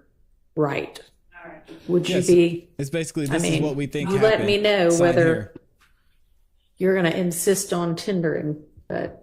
I'm certainly not going to do anything the court says don't do. Well, I'm but not telling anybody how to and I know. try your case. That's not my job to do. Well, Understood. I'm not going to tender it I don't know about that one. before the lunchtime hour, at which point, if there is an issue that we need to hash out or I need to say. Okay. But at this point, I am very much intending to handle this verbally with Mr. Wright on the stand, because I think it's something that I can do clean. All right. Is that going to be true with regard to also not tendering the different versions, just talking about them? Right now, yes. Okay. Yes, sir. Let me just point out that in regard, and just very briefly, because I don't want to, go back over everything we just discussed. But number 8 She definitely is referenced by. You're going to have to give me some in number 8 on which. 1AS, the final iteration. All right. of I the don't even have that in front of me, Chair but squeaking is crazy. I know it is. I just, there's a lot of evidence in this case. It is. And I only have 2 screens. So Is the give me one, a second to but I get can it. orient the court if it helps. Just, if you'll just give me a second. Okay, that works too. All right. Yeah, Judge Whitaker knows. Go She's ahead. been coaching him up. Come on now, Judge. 1AS, Section 8 is, Yes. is the portion that Ms. Love just referred to, where she says that we made changes to chair's the about to speak again. document based on what Mr. Wright said back to us, and so we came up with 8. Right. Defendant personally knows. Well, if the court recalls, that is what they asked Mr. Sledge about when he was on the stand, and he specifically disavowed it. He said, no, that's not accurate. That's not true.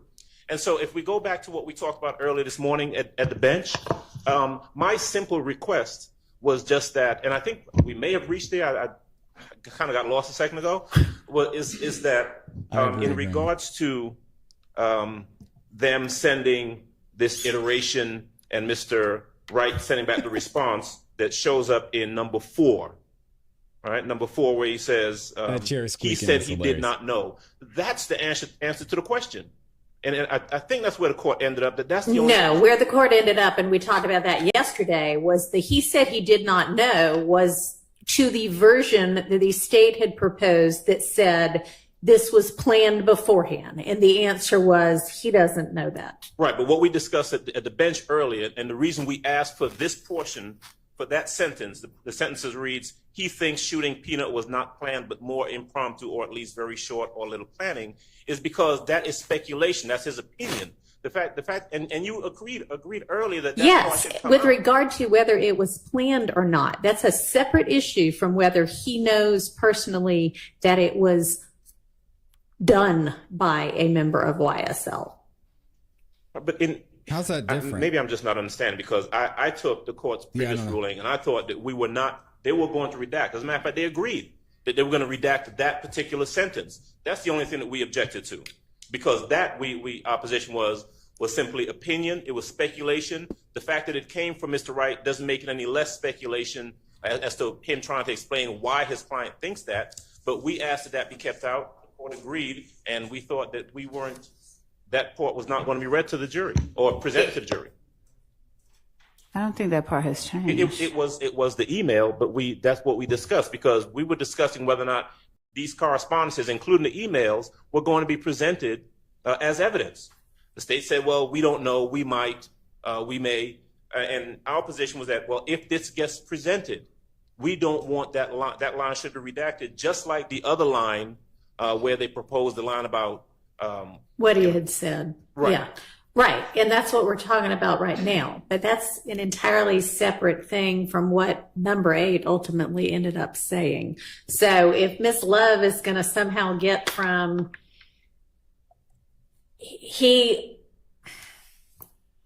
whatever it was he said, hang on. Number 4, Ms. Wright. This is pathetic, Sean. I agree. If she thinks she can get from it was pre-planned. No, he didn't know that. He couldn't say that. To somehow that answer being the basis for putting in, he personally knew somebody did it. I mean, I don't know how she's going to get from one to the other, but obviously that is what they ultimately decided was okay to sign, and y'all can cross-examine Mr. Wright on that. Your Honor, I'd also point out that how we got where with any of these assertions is not relevant or pertinent to whether or not the Just stop defendant, talking, it does love. not make more or less likely whether the defendants did or did not do anything here. So how we got to any of these, in my opinion, is not relevant. Well, Ms. Love, you're the one that's putting them all into I'm issue putting right them, now. I'm putting them Yeah, into what is- issue to impeach what Mr. Sledge said regarding his, regarding whether his. Okay, so I think that you can ask a few more questions that establish that, yeah, there were very material alterations made from what it started to what it ended up with. And they were made at the request of Mr. Sledge. But frankly, you even have Mr. Wright on the stand saying, She should have but stopped there were talking. other things that the state wouldn't change. So how you deal with that is up to you. But Since I want him to put in front of the jury everything that he recalls as being true, I don't care about the truth getting in front of the jury. I am talking about this idea that the state. well, the easiest way to do that is, so what was it that you wanted changed that didn't get changed? Right. And then why is it that well, that would be speculative, but I just said I wasn't going to tell y'all how to try your case, but okay. She's figuring it out now. So we are She's not coaching at this them up. point going to be admitting any of these. We're not just going to be tendering them to- discussing them with him. At this point, correct. All right. Yes, sir, Mr. Steele.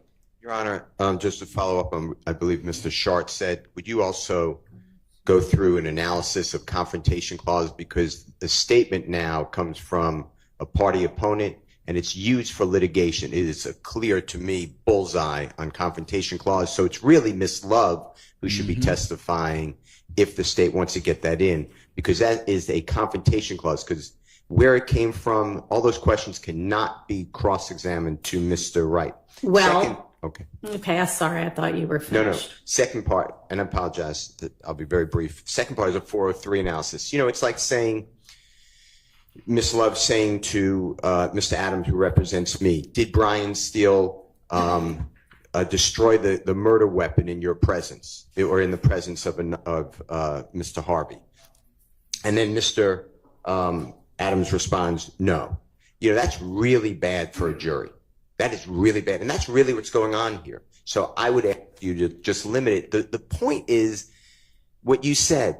Did the state give ample opportunity to Mr. Sledge through his counsel to make amendments? Answer, yes or no. Mm-hmm. Did the state make those changes? Yes or no? And he might say some not. And we may have to go into a portion by portion, but otherwise, I think that it's a wrong witness because of the confrontation clause, and I think it's very prejudicial under 403. Me either. Okay. Your Honor, we've had the witness on the stand that made the statements, that signed them. We've inquired of him. He's Yeah, I made think that some. does take care of the confrontation clause issue. And with regard to 403, I mean, I agree. We've spent the whole morning on this, and We spent let's 4 days on this. target the questions to get to the cogent issue, which is, were they able to make material alterations upon request? All right. Yes, Judge. Okay. So we ready to get the witness back in and the jury back in? Yes.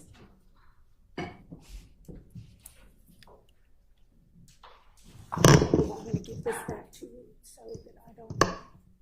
Thanks.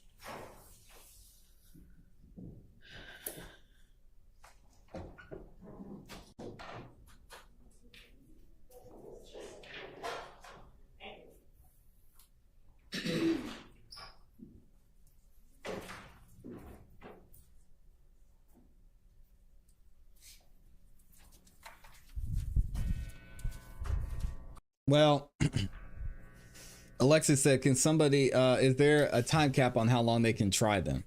It doesn't matter if the judge even said some of the charges are time capped.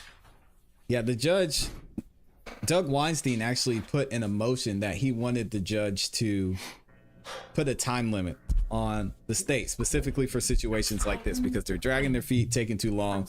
Judge Whitaker said, nope. I have a heater that he Not can gonna use do if it. he's cold. Oh, no, I mean, So we don't turn it down. I'll soldier through it. I can get my heater. I was just wondering, is it me? Or? No, it's cold to almost I'm good. everybody except for the judge and the deputies. And Ms. And a couple of the jurors who are fanning themselves because they're too hot.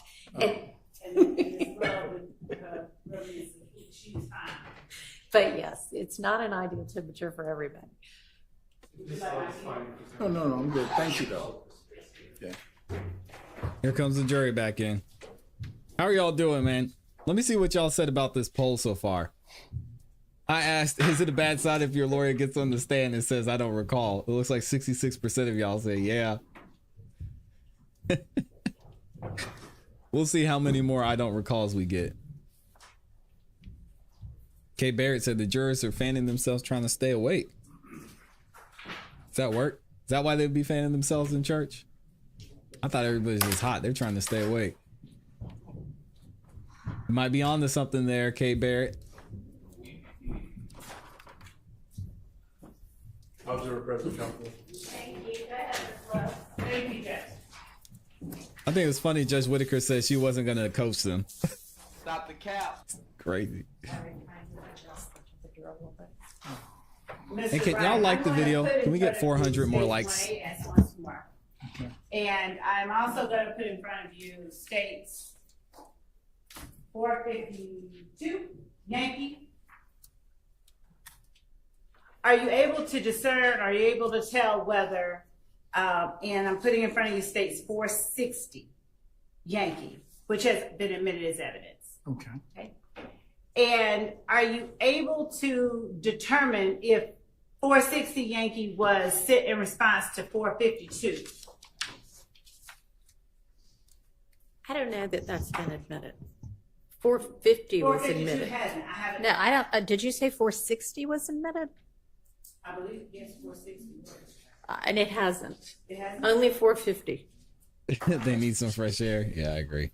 Your Honor, the state.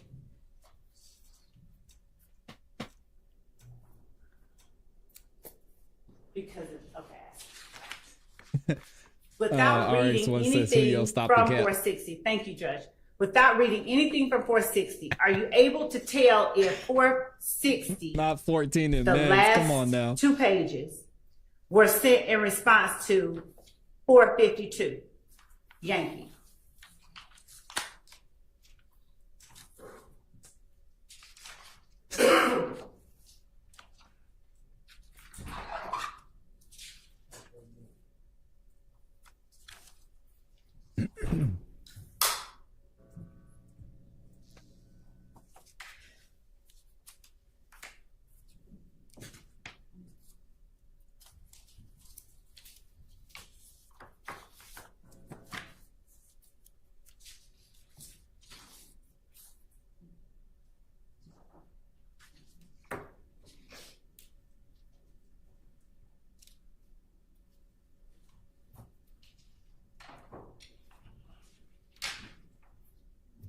Mr. Brown, man, why you looking? Stop it.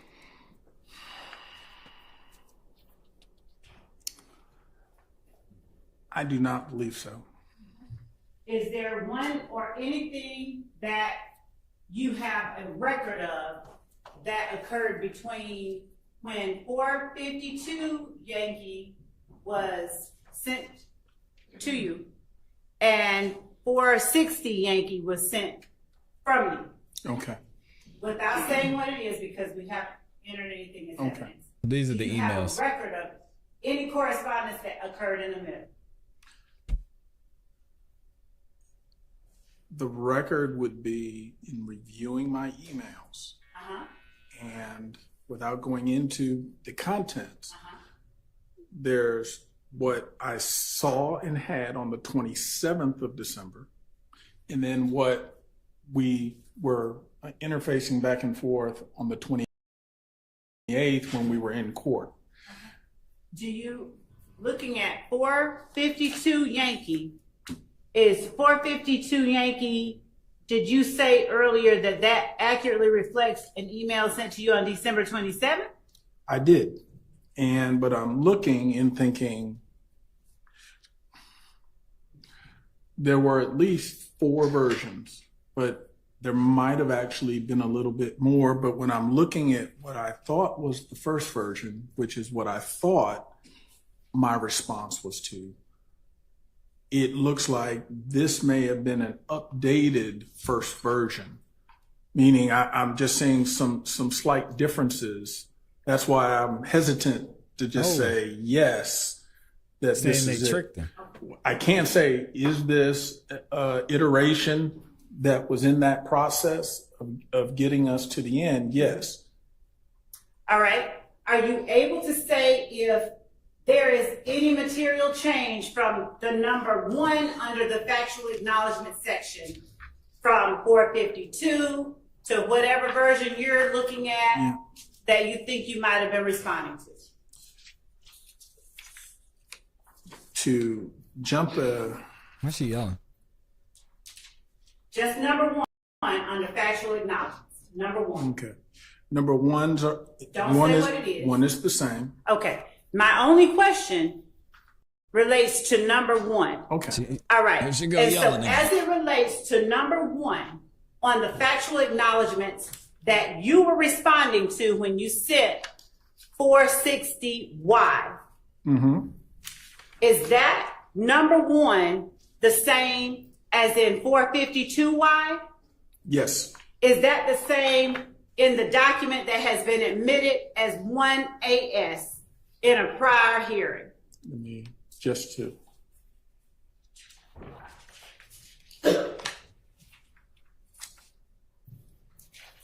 Yes.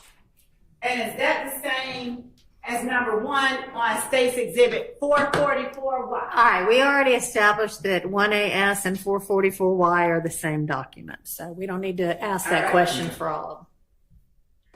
All right.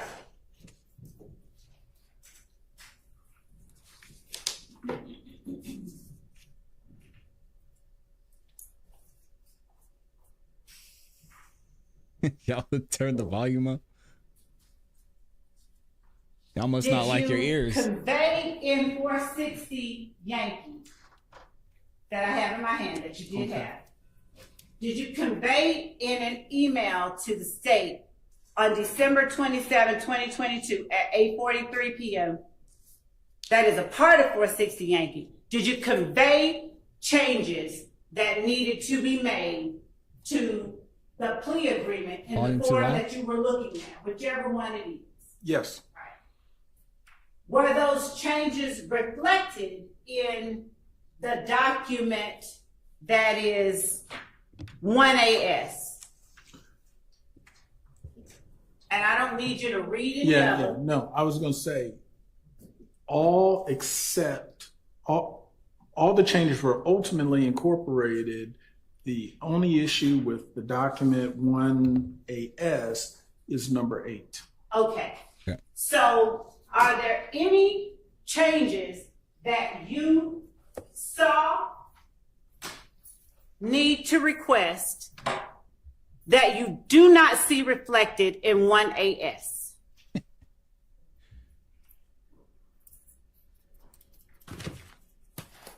And they don't have to just be in States 460. Are there any changes in 1AS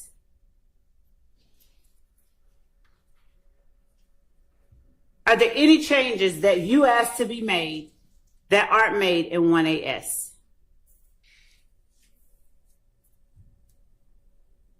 Material changes. What I'll do is number by number on. Well, first with number 3. Why is she yelling, man? We indicated. Bothers me. Cannot say what's in there. Okay. I just need you to roll it. No, number 3. I don't know of any This is a ruling mess. that the court has made that says he can't indicate what the change that he requested being made. Your And Honor, that's what I understand that he was about to explain. Your Honor, it's going to get into. So the question was, are there any changes that were requested to 1AS that were not made? So he's entitled to answer that question. And if y'all are Okay. wondering what they're And talking if about, you want should a be full answer, we don't know what he's going to say. So here. Yes, is the final So document that that question- got signed. right. So, given all of our discussions, Ms. Love was trying to be careful about careful. So, Careful about what? Careful. if you're objecting to,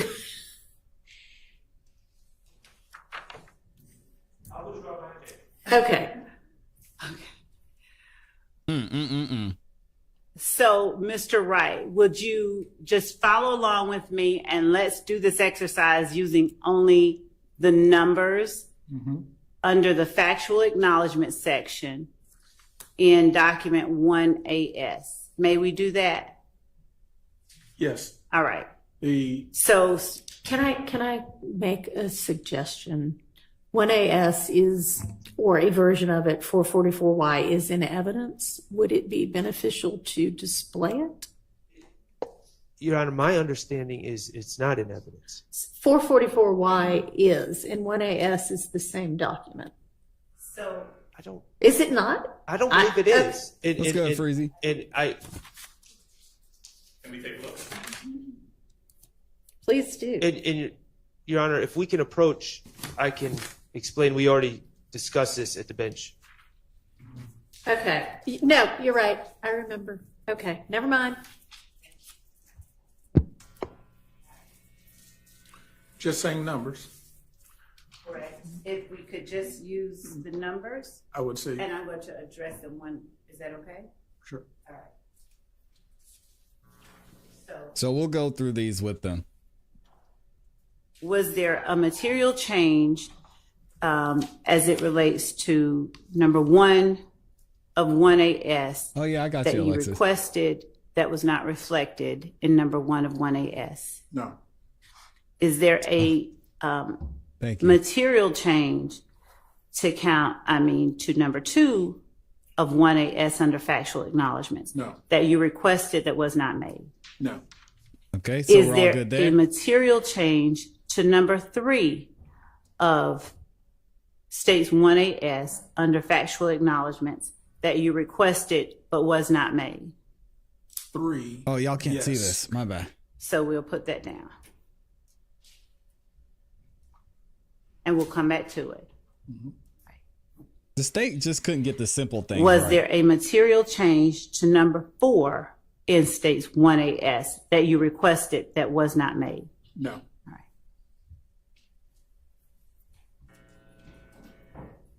Was there a material change to number 5 in states 1AS under factual acknowledgments that you requested that was not probably made? gonna say yes. That Mr. Sledge requested that was not made. no, Okay. Was So what are there we a talking about? material change to number 6 of states exhibit 1AS under factual acknowledgments that Mr. Sledge requested through you that was not made?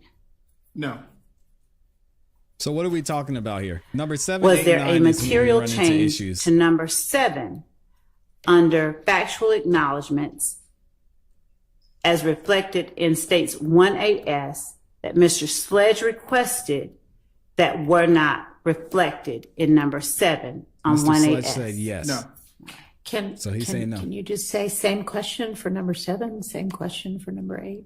Okay. Okay. Same question for number 8. And if I think She's number coaching. 8 Yes. wasn't on a prior, and yes, but and again, it wasn't on a prior edition, but it was on the added to last this one. edition. So, but So the I can't- subject matter was one of the things we said. Okay. So, Your Honor, I can't ask the same question for, okay. She said you can, but like Come on. Number 9, was there a material change regarding number 9 that was requested by Mr. Sledge through you that is not reflected in number 9 under factual acknowledgments of states 1AS? No. Is there a material change to number 10 on states 1AS under factual acknowledgments requested by Mr. Sledge Thank you, Freedy. that was not made on the final document? No. Same question for number 11. No. Same question for number 12. No. Same question for number 13. No. Same question for number 14. No. Number 15, same question. No. Number 16, same question. No. Okay. So number 8 is the only As issue, it to seems like. the sentencing acknowledgments that are reflected in states 1AS under section 5, did you review those? Are you comfortable telling the jury whether or not you went over those sentencing acknowledgments with your client? Just yes or no before you explain anything. I would have went over the entire agreement, including that section, yes. Okay. Did you allow your client an opportunity to ask any questions that he needed to ask? Yes. Did you restrict his ability to ask you questions? No. All right. Based on your knowledge of over 15 years of interacting with your client, did your client appear comfortable asking you anything he wanted to ask you? Yes. Did you answer your client's questions as Took us 3 hours to get here. 2 hours to get thoroughly here. as you could possibly do in your capacity as his attorney? Yes. Did you answer them in a way that, based on your 15-year knowledge of him, you believed he fully understood?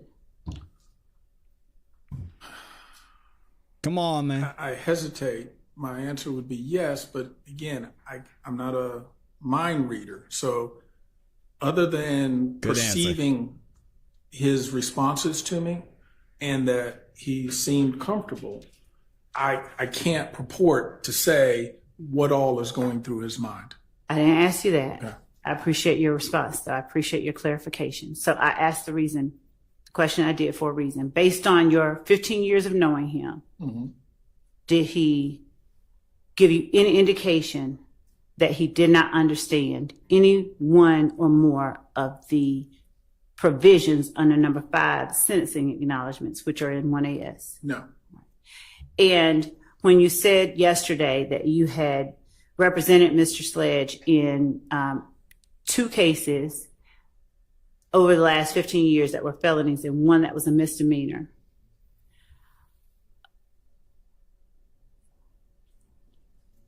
Oh, she's glitching would you again. explain like what it is, how you're able to determine when he doesn't understand something as it relates to a plea, and how you're able to determine when he does understand something?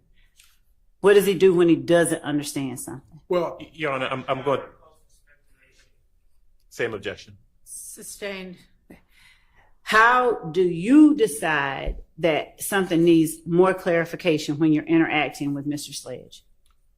with Mr. Sledge or any other client, I just need Mr. Sledge. Well, the point is, I'm going to state what's, I guess, in front of us in terms of what any particular paper is going to say. Make sure that it appears to me that he understands it. Give him an opportunity to ask any questions if he doesn't understand it. And then in a document such as this, where he's going to initial, that's just another way of him indicating that he has seen it. He's had an opportunity to discuss it with me, and he doesn't have any questions that we need to address to the court or follow up. Okay.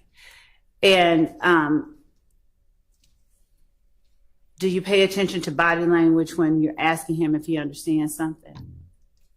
Yes. Right. Do you pay attention to pauses or hesitations when he responds in order to determine if he just doesn't want to say it or if he really understands it? I don't You're speculate. really trying to end this guy's career. Can go that far. Yes. I'm trying to get a direct response so that I know how to proceed. But I understand your question, but I'm saying I generally am not going to try to surmise based on just body language. If there's something that creates a red flag for me, then I'm going to follow up with a question. Your Honor, I'm going to ask a question that's going to harken back to something yesterday. It's going to sound not relevant. I asked the court's indulgence for a moment for me to ask this question. She said, You remember yesterday when you were telling go off the the rails. jury that Buckle up. a particular question sounded like a hot topic, and I asked you, what did you see from me that made you think it was a hot topic? Understood. Okay? So when you're talking to your client, what do you look for to see or make you feel like he does understand something? I'm listening. Object. I believe that question has actually been asked and answered. Sustained. She tried it. That's tough out Are here. there nonverbal cues that you look for to see whether or not your client understands something? Oh, this line of questioning is garbage. I would say yes. I mean, I'm looking at their facial expression. Do they seem to be very clear Oh my on gosh. what we're discussing, what the topic is, what their response is, and obviously, if the client is very emotional, that's the more obvious. But I'm just trying to make sure: have you heard it? Do you understand it? And what is your answer? And then ultimately, we go from there. Have there been instances during this plea or any other with Mr. Sledge where he's asked you the meaning of certain words that he did not understand? Yeah, it is Freezy. Thank you. I don't have a specific recollection of him asking about the definition of a word. However, anytime he had a question about the content of a statement or what that means, he did not hesitate to ask me. Okay. Did you take care to explain what you would consider legalese or legal terms to Mr. Sledge that you thought he may have a problem understanding? Anything that is of a legal effect, legal character, I'm going to make sure he understands in very plain terms, him or any client, what that means. Did you go over each one of the 6 sentencing acknowledgments, both before and at the time that Mr. Sledge signed or initialed the 6 sentencing acknowledgments in States 1AS? Yes. And what about the last paragraph underneath that 6th sentencing acknowledgement? Did you go over that with him before and at the time that Mr. Sledge signed the document that is labeled 1AS? Yes. All right. Is there anything you haven't talked about that you now can think of that makes you feel in any way there was something he didn't understand? Of course not. He's going to say Objection calls for speculation. Sustained. All right, let's go past that. Thank you, Judge. When you signed States 1AS, was it at the same time that Mr. Sledge put his signature above yours? It would have been immediately after, yes. All right.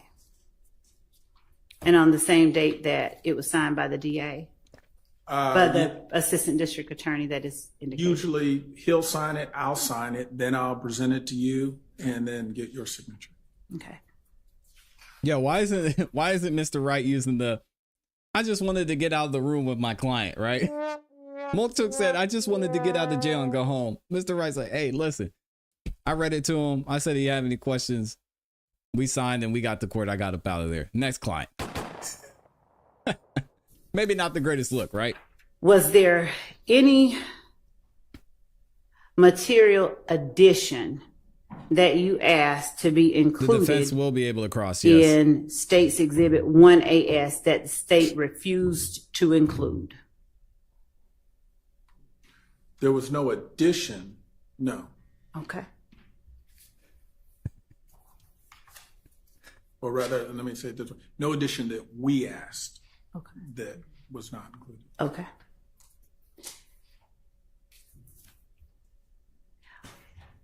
was there something you requested be taken out of the plea agreement that is a part of states 1AS? And I stopped that question right there for a reason. Is there something you requested be taken out? Yes. And is it contained within a number? Number 8. Okay. And at what point did you request that number 8 be taken out? Even in the very beginning, in my initial email, we were given an indication that he did not have information. Wait a minute, you're getting into it. I'm asking you about a time frame, just the time frame, because of From the very beginning. Okay. That was one of the things that was an issue for us. Was number 8 included in any previous iteration I would have, before states 4?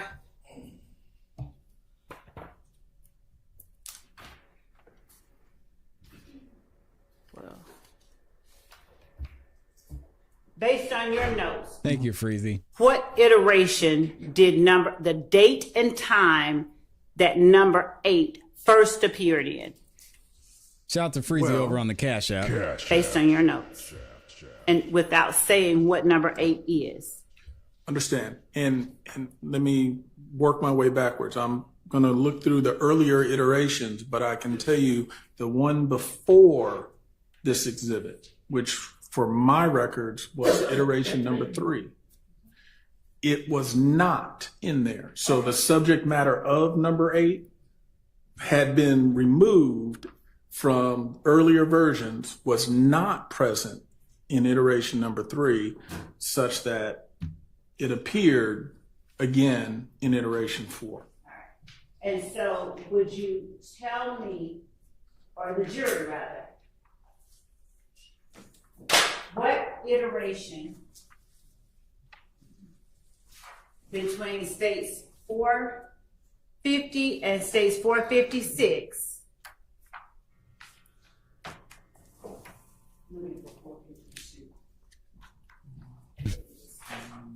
and including states 452, what iteration of that agreement did number 8 first appear in? Just by date and time. Yeah, And pray for them boys, Madeira.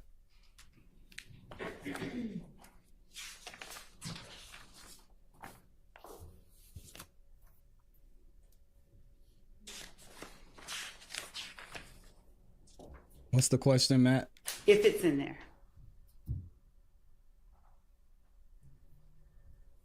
What kind of guns were used in murder? Any prints on what was recovered? Okay.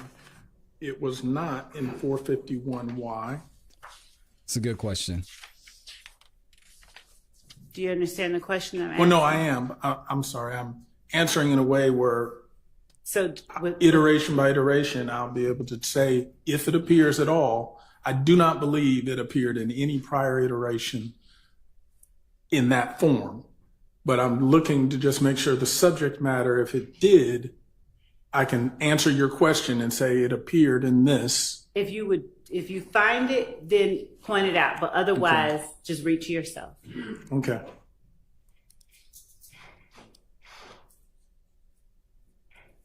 Okay.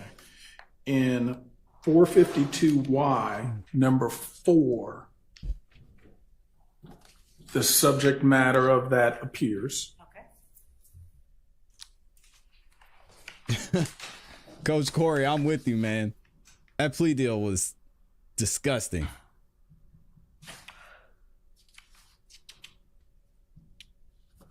Disgusting.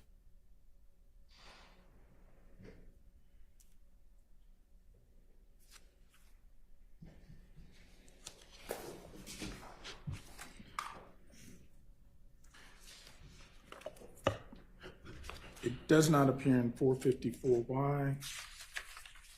Just if you see it.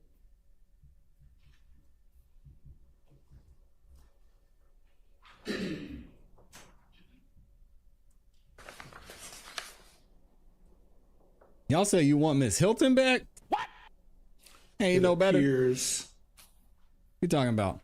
in 456Y, also number 8. Okay.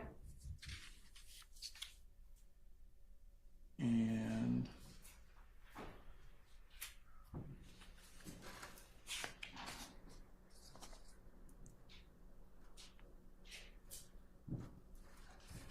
I had skipped over 455Y, but it does not appear in 455Y.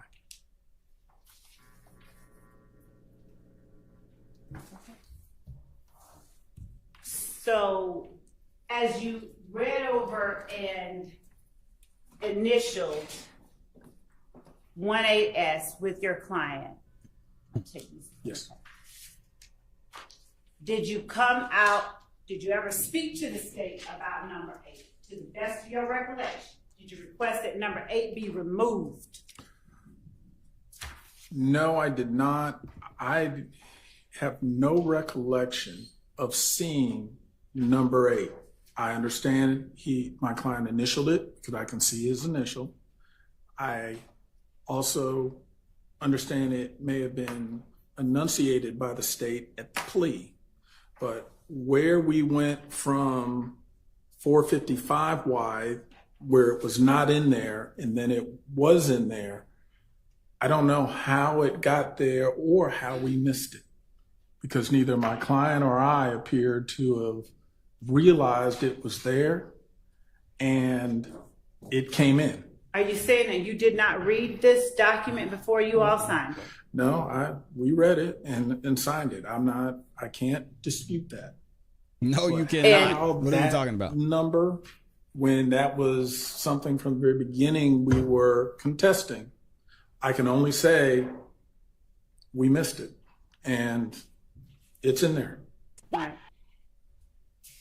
And when you say you were contesting it, how did you contest it?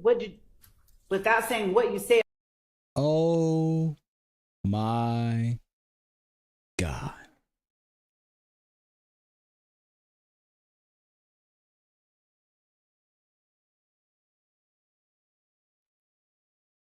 I need all my attorneys. Kel Bell, I see you in there. Kel Bell is shocked. What? That he just said this on the stand. As an attorney, Kel Bell, what do you think about this? Is it just like, we missed the mark? As I mentioned earlier, he was just trying to get up out of there like Antonio Sledge was trying to get out of jail. Mr. Sledge, what do you want, man? Hey, I just want to go home. I just want to see my daughter. I just want to see my 7 other kids. I got to take care of my mom. All right, cool. Sign here. Here you go. Let's go.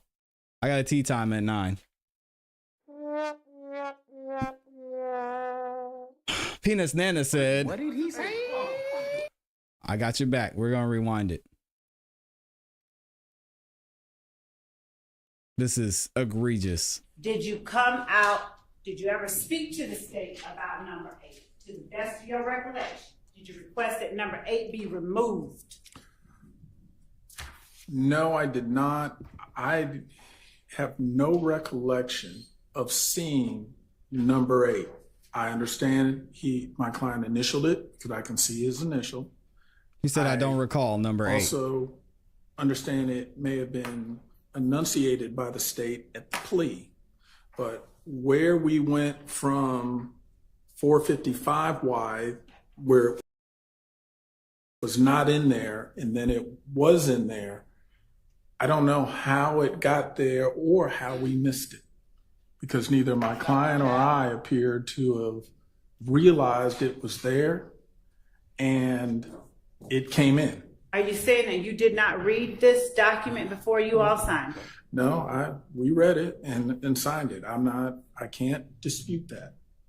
But how that number, when that was something from the very beginning we were contesting, I can only say we missed it, and it's in there. All right. And when you say you were contesting, wow, how did you contest it? Without saying what you said, but how did you contest it? Well, by telling the state that that information, that's the subject matter of that, is not something that he has knowledge of or information on. So I'm sort of hamstrung to answer your question. All right, we'll come back. That's a And crazy so admission at the by an attorney. time that this Garbage. document was being read into the record, were you paying attention? I was paying attention, but I missed it. So apparently not good enough. Oh, no.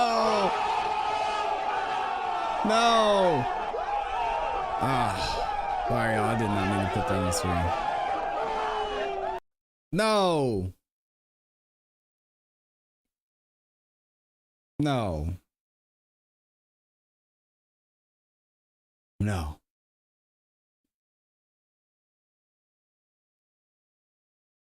This can't be the way.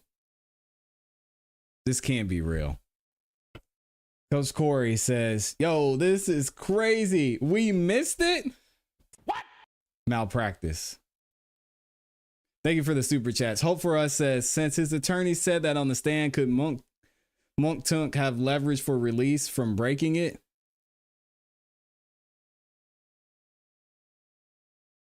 Yeah. From what I understand. The attorneys in the chat, y'all correct me if you're wrong. But what does that mean for attorney Derek Wright? He just said he doubled down on it, not once, but twice.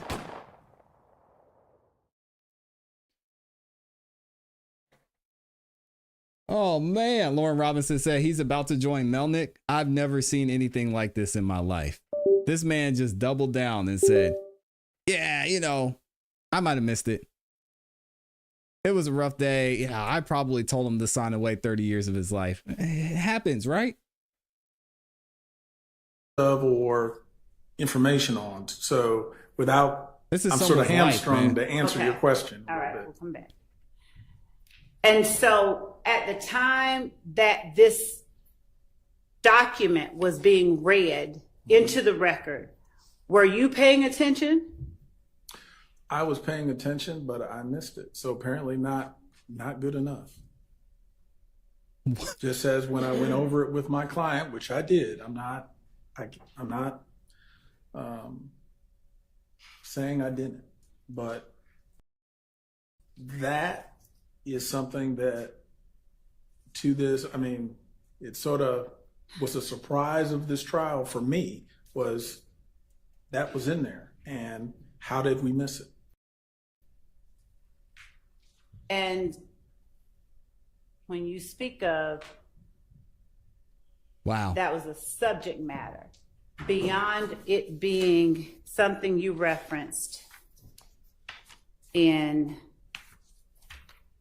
you said you saw it in reference in 452 Yankee number 4, and you saw it in 456 Yankee as number 8, the final iteration. Is that fair? Did I get that right? Okay. Do you have notes, or do you have an email or a text message or anything that reflects, hey, 456 or number 8 on this document, not the final, but number 8, take it out? To answer your question, going back to when this was happening, when we saw 455, it was not in there and everything seemed consistent with what we had asked. When we were handed 456, I think we must have assumed, and I don't want to speak for Mr. Sledge, well, that 455 was what was being handed to us to execute. And we did not notice because, again, it's an addition. It's a completely different sort of addition, and it's in there. And again, I'm not disputing it is in there, but I can't explain to you how we missed what we thought we were signing, or what I thought we were signing was 455, not 456 with that additional number 8 embedded in the factual allegation. Stop the cap. Y'all do me a favor. Raise your hand in the chat if you never want to be involved in the justice system in your entire life. And I don't have an acceptable explanation as to how we missed it. Okay. This is egregious. Okay, so looking at 455, and Your Honor, this is one of the last 3 questions that I have. Looking at 455, is 455 Yankee number 8? This man's just, 30 years of his life away. When you said that you thought 455 I'm good, Alexis, Yankee too. was the last iteration. Correct. And I'm not going to go into it, but the subject matter of number 8 in this is different than what number 8 in 456 is. And so is 455 Yankee number 8 what you were trying to agree to? Oh, comic, Yes. I agree. Okay. But still, jeez. All right. And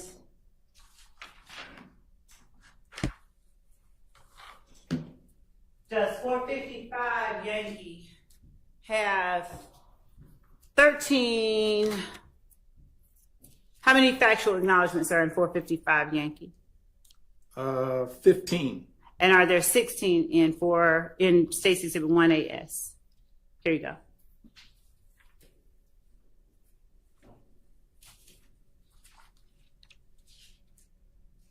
Yes, there's 16 in 1AS. And beyond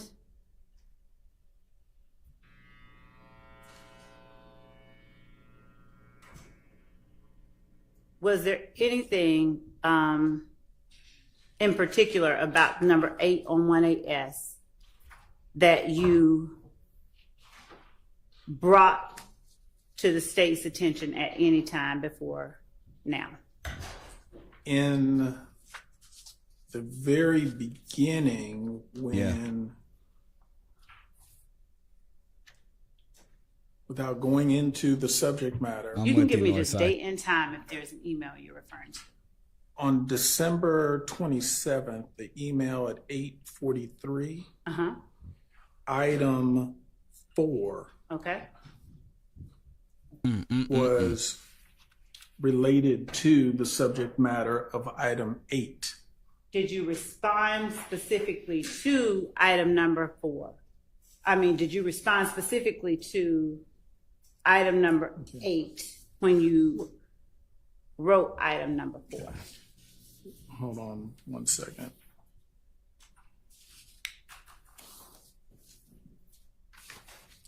I'm looking for the iteration I had when we sent those responses. It may be.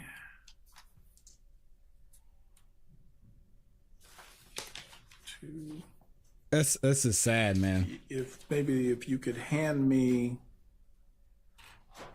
I guess, the first version or first updated version, then, because I think I've got my stuff intertwined now.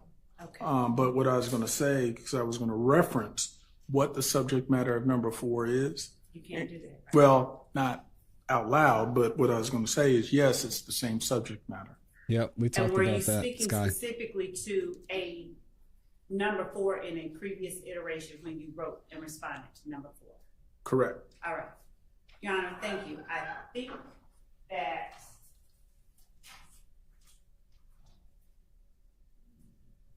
that's all that I have for the witness right now. All right. Cross-examination. This cross is probably going to be really short, especially after he said Your all Honor, that. for the record, I'm just putting 1AS back with Ms. All right. Winfrey, and I'm taking back the ones that were not admitted. Thank you. You're welcome. I don't think cross will take that long. This is not. Okay. I think that's it.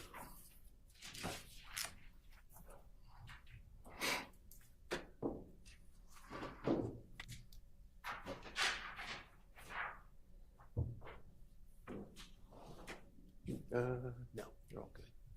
Good morning, Attorney Wright. Good morning.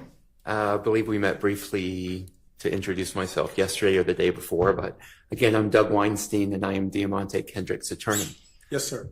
If I speak to you in a normal speaking voice, can you hear me okay? Absolutely. I don't need to yell or shout. You do not. Okay.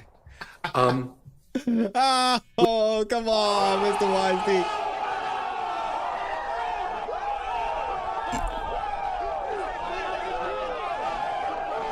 Doug Weinstein being petty. Come on now. Myself yesterday or the day before, but again, I'm Doug Weinstein and I am Diamante Kendrick's attorney. Oh, man. If I speak to you in a normal speaking voice, can you hear me okay? Absolutely. I don't need to yell or shout. Y'all type the W's in the chat for Doug Weinstein. We talked about proffer sessions, and a proffer session, again, I believe you said, is when a defendant meets with the state, correct? Correct. So to avoid legalese, I'm just going to talk about meeting with the state instead of using that word proffer. Okay? Yes, sir. All right. So if there would have been a meeting between Mr. Sledge and the state, you would have been there, correct? Yes. Was there a meeting between Mr. Sledge and Attorney Love before December 27th? No, not that I have any recollection of. And I was, I never want to give an incorrect answer, so I was cautious, but I don't believe we ever actually sat down for a proffer. Was there a meeting between a meeting between Mr. Sledge and Attorney Hilton before December 27th? No. Was there a meeting between Mr. Sledge and any member of the district, any attorney in the district attorney's office before the 27th of December? Not that I'm aware of, no. What about an investigator with the attorney's office? No. I have a slight objection just as to clarification because I'd ask that the meeting part based on other interactions, just vague. Was there any meeting? The objection is vague. Okay, let me clarify. When I've used the word meeting, what I mean is a proffer session. So to all of those questions, if I had used the word proffer session, were there proffer sessions? I'm not aware of any proffer session that was ever conducted or even a more informal interview with anyone from the DA's office or law enforcement as it relates to this case. So there being no proffer sessions, I believe you received the first proposed plea agreement on December the 27th with a series of factual acknowledgments, correct? Yes. So how in the world, to your knowledge, did the state come up with those factual acknowledgments for your client to agree to without having met with your client?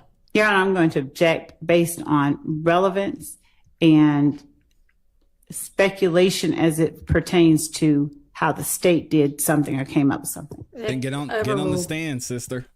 I believe the state was trying to surmise through its overall investigation. Well, now he asked your personal knowledge, so if you could answer that, please. I don't have any personal knowledge how the state came up with these factual problems. So you don't know how the state put those words in your client's mouth? I do. As to the characterization Sustained. Okay. How many plea negotiations have you conducted in your career? Definitely over 1,000. Jeez. Maybe 1 to 2 or 1 to 3,000 over 30 years. Okay. And these plea negotiations are like any other negotiation that takes place between parties, correct? Absolutely. There are things that you want in the final agreement, right? Yes. They're the things the state wants in the final agreement, correct? Yes. Do you get everything you want in that final agreement? No. And is this plea any different than the other pleas where you don't get everything you want? No, it's not. I have no further questions. All right. Does anybody else have questions from the defense? Your Honor, I have a motion as to part of that, but I'll ask it at the time that we break. Okay. Mr. Adams. Yes, thank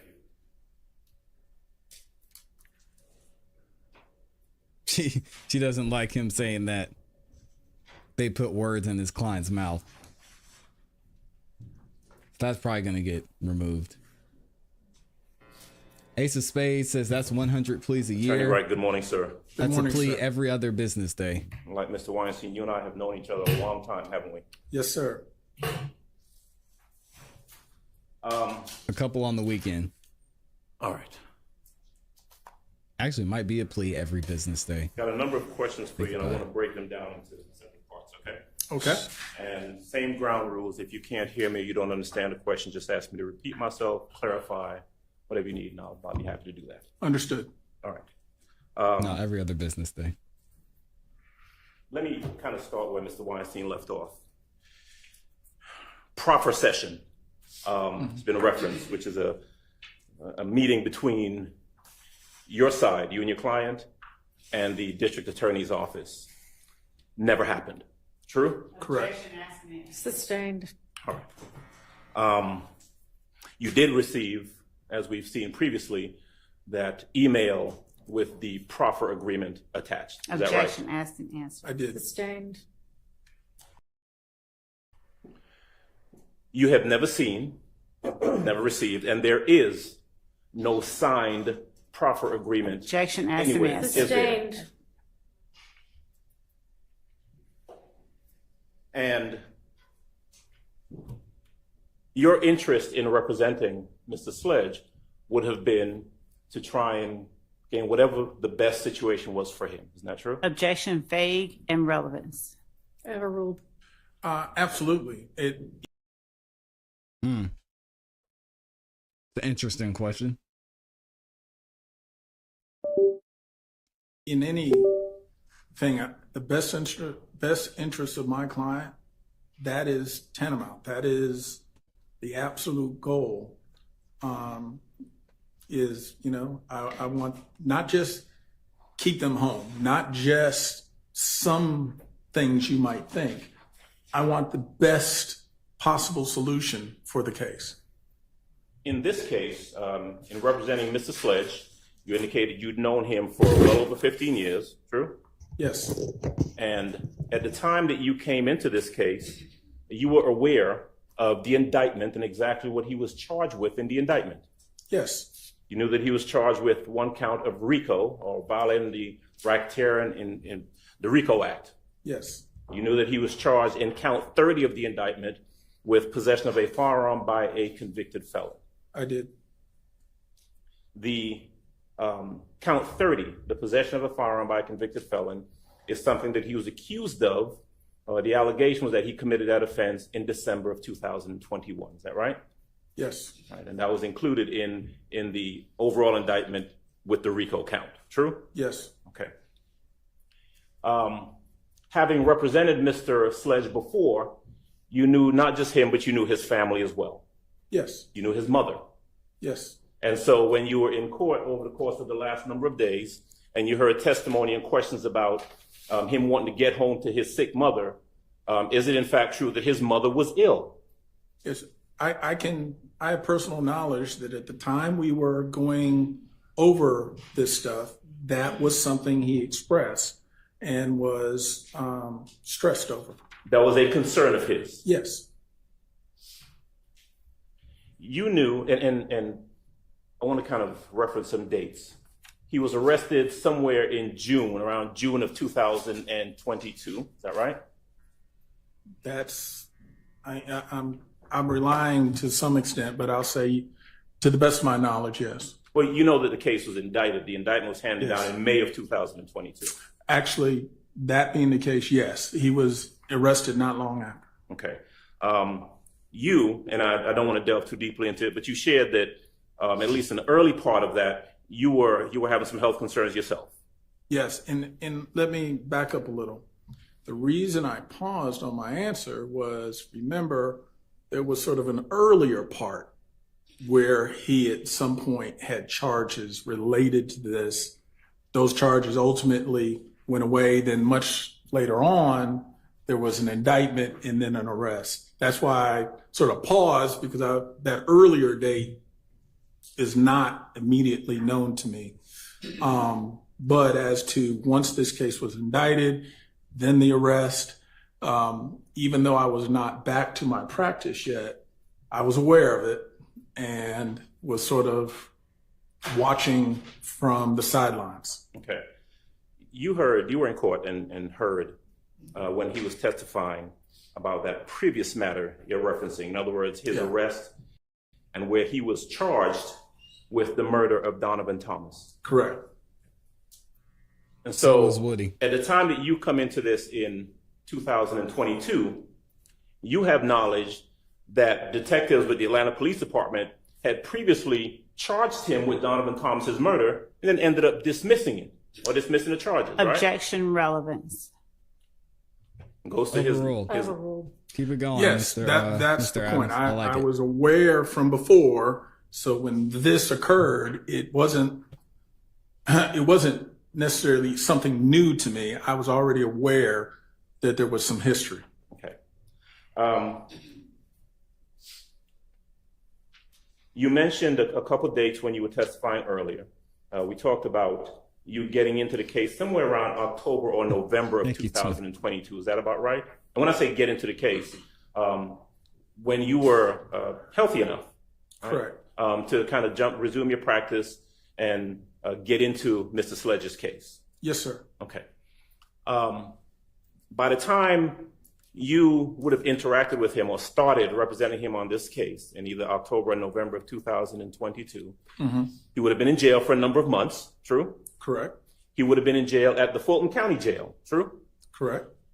And since he was in jail at the Fulton County Jail, that presupposes, and you know, that he did not have a bond.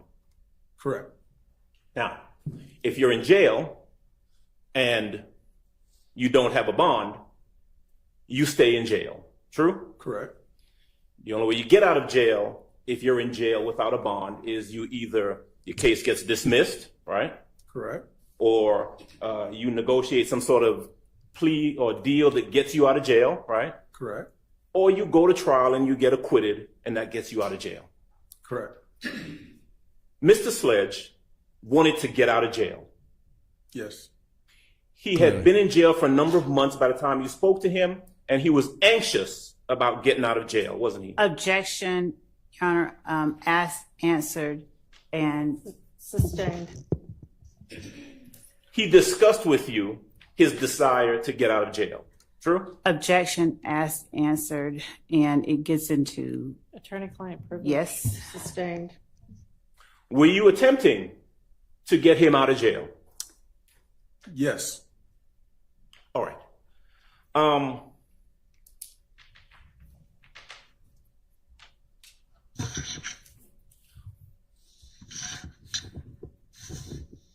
Now, Mr.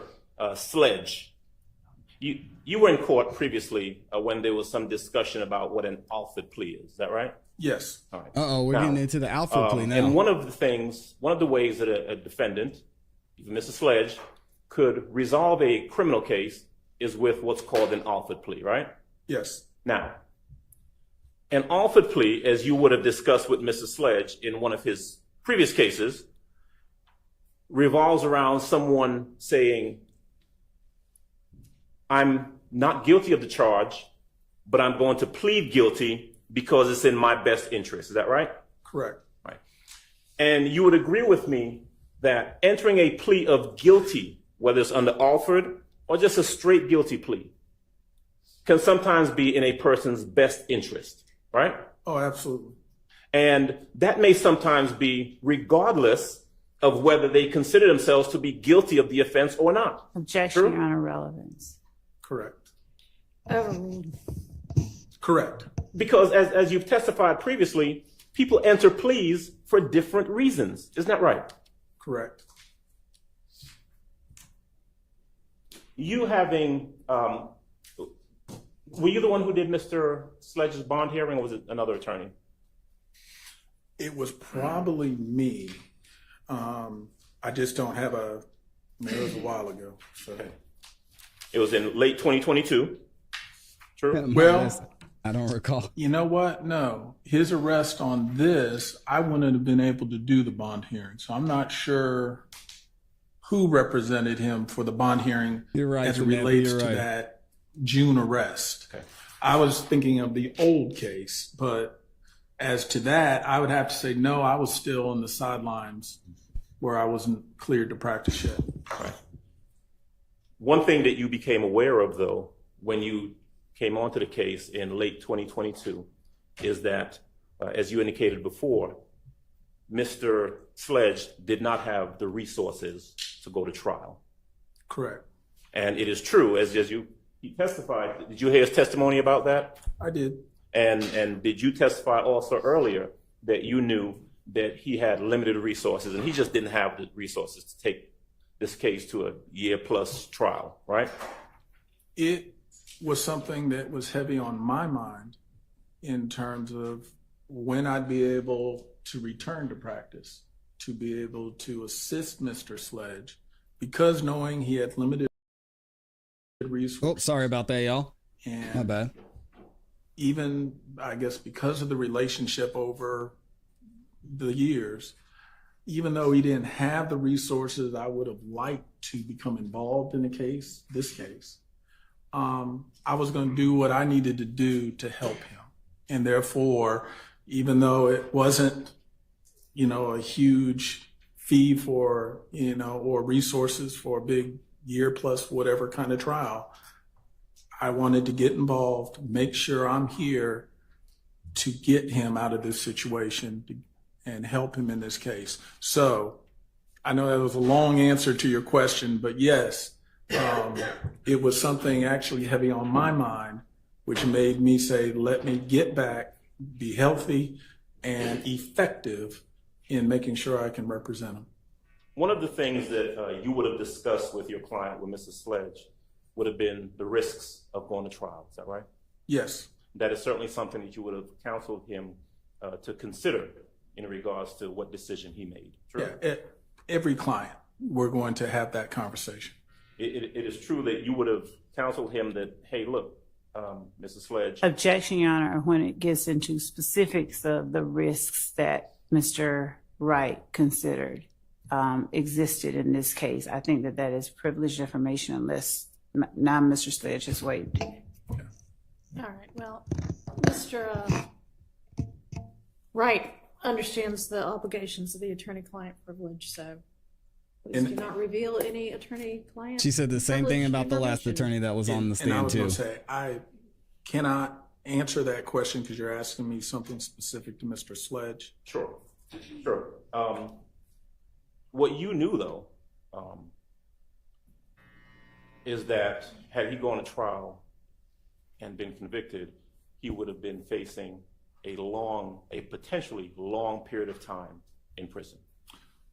I would say I would know for any of my clients that when you're facing these kind of charges, the potential consequence of a conviction could be a very lengthy sentence. So it's extremely serious.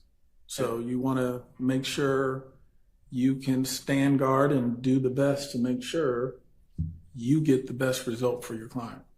And that is something that you would, without going into any specifics, that is a factor that you would have discussed with Mr. Sledge. True? Again, not specific to Mr. Sledge, but to all my clients, to make sure that they're eyes wide open. We got to talk about the good, the bad, all the possibilities, so that you can make sure as an attorney that my clients have a full understanding of the risk, the reward, and all the possibilities in between, so that they make an informed decision on what they want to do.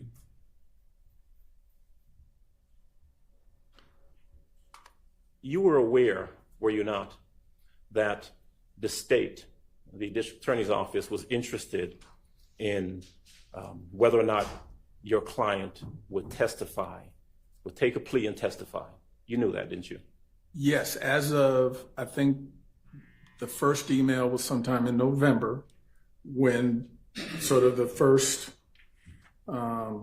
communication that sort of gave us an idea that they would like to talk to him. Were you ever present in court where any representations were made by an assistant DA that were looking to make deals? I first appeared in court in middle of December. That's sort of when I came back, but I also appeared on behalf of Mr. Sledge. I don't remember the details of what occurred that day, but I will say when I reached out to the state to say, hey, let's talk, it was middle of December. So it was after, I think, that first couple court appearances in December. Okay. It would have been after, also, there was that November 30th correspondence between you and the state. True? Correct. I had not yet responded to them, but it was in middle December that I essentially was now responding to them and saying, okay, well, let's talk. And that November 30th email was an email that you received from the state. Mm-hmm. It was unsolicited, true?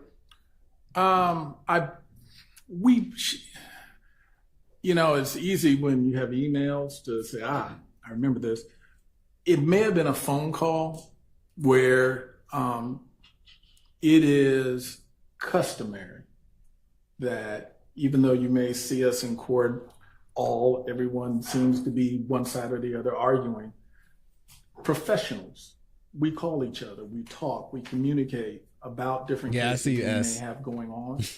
So it was not unusual for Miss Love or someone from her office to just reach out, call me as sort of that first step. And I think there might have been a phone call followed by that email. But again, I just don't have a recollection of a phone call or what the conversation is, but it wouldn't have been unusual. I've known Miss Love probably 10, 12, also maybe 15 years. Okay. So as one professional to another, it would not be unusual for her to reach out to me to basically see, is my client interested in something? Now, during that period of time, from November 30th to whenever it was you reached out to the DA's office, I had some conversations with them, you would have been talking to your client about what he wanted to do in regards to resolving the case, true? With all Can you move back towards the mic, if you don't mind? Yeah, with all my clients, I'm going to communicate to them, hey, here are communications or statements or developments, anything about their case. So again, not talking specific with Mr. Sledge conversations. You did. It is my norm and usual that if the state reached out to me, I would have made sure to reach out to him. And more often than not, I don't like jail phones. So I don't want to be listened to. So I will try to go see my clients and have that conversation. At the jail? At the jail. I want to backtrack a little bit and ask you, you testified just a moment ago that you weren't sure as to whether or not you represented Mr. Sledge at the bond hearing in regards to this case. Is that true? Yeah, I just don't have a memory. I may have, but I may not have. I just don't want to misstate something. Would it help to refresh your recollection about whether or not you represented him at the bond hearing if I were to show you a document? Absolutely. Can I first witness, Your Honor? Yeah. Yes, please. I'm going to show you for purposes of the record what I've marked as defendants Williams Exhibit 257A and 257B respectively. I'm going to go ahead and put those to you, let you take a look at them, Mr. Wright, and once you're done, you just tell me whether or not that helps to refresh your recollection as to whether, as to who represented Mr. Sledge at the bond hearing in this case. Yeah. Okay. Seeing this, it does refresh my recollection. It's a great question, Angie. So tell me if you would, whether or not you did in fact represent Mr. Sledge at the bond hearing in this case. I definitely filed for bond, and I either represented him myself or I had someone stand in for me if there was an actual hearing, because I'm not sure in that time frame that I had filed for it whether I had been cleared. So I can at least state I filed for it and I either was there and represented him or I had an attorney stand in my place. When the bond was denied. So it's still on me, yes. Okay. All right. So let's jump back to December now, right? Okay. So we're in December, and if I heard you correctly, the state has sent you an email That's what it is. on November 30th. And so now you're talking to your client in mid-December to see what he wants to do in regards to the case. Okay. All right. There you go. At some point, you end up in court, and I'm focusing now on December 27th, December 28th. Okay. Because the plea was entered on December 28th, true? Correct. All right. The correspondences that were shown to you, well, we've been using the word iterations of this so-called plea agreement. The first one came to you on December the 27th. Isn't that right? Yes. And so the very first time that you and or Mr. Sledge would have had an occasion to consider the state's proffered plea agreement was one day before he entered his plea. True? Yes, and to give you detail, that day, I actually, once I received it, went to see him to go over it. And then ultimately, it's when I got back that I sent the response. So that's why you can see I received it around 5 or so in the evening. I didn't respond until about 8 or so at night because I needed to basically go talk to him and get his feedback. And ultimately, I then sent feedback back to the state. All right. So we're talking now about maybe 4 or 5 o'clock p.m. on the evening of the 27th is when you first received from the state this plea agreement that they had drafted up, right? Correct. The first one, yeah. Right. And again, this plea agreement that they sent to you with the different paragraphs and provisions was something created by them, not by Objection, Mr. Your Honor, Sledge. asked True? and answered. Sustained. And when you went to the jail to meet with Mr. Sledge on the 27th, this would have been the first time that he had any opportunity to look at anything called a plea agreement. True? Correct. You would have discussed this plea agreement with him. True? Well, again, not specific communications with Mr. Sledge, but with all my clients, I'm going to take the plea agreement and go over it with them. So any meeting where a plea is ultimately in the air and being discussed, that yes, I'm going to go get my client's feedback. So by the time you see him on the evening of December the 27th, 2022, you've got a plea agreement with you. Yeah, can we get and you're going to have a likes conversation with him about whether he wants to take this plea, right? Correct. Okay. There's still, of course, the option of him going to trial. True? That remains an option unless and until he takes the plea. But hanging in the air at that time with the plea agreement on one side and potential trial on the other side was his concern about getting out of jail to see about his sick mother. True? Objection, asked, answered. Sustained. Also hanging in the air was the possibility of him not having the resources to go to trial. Objection, right? asked, answered.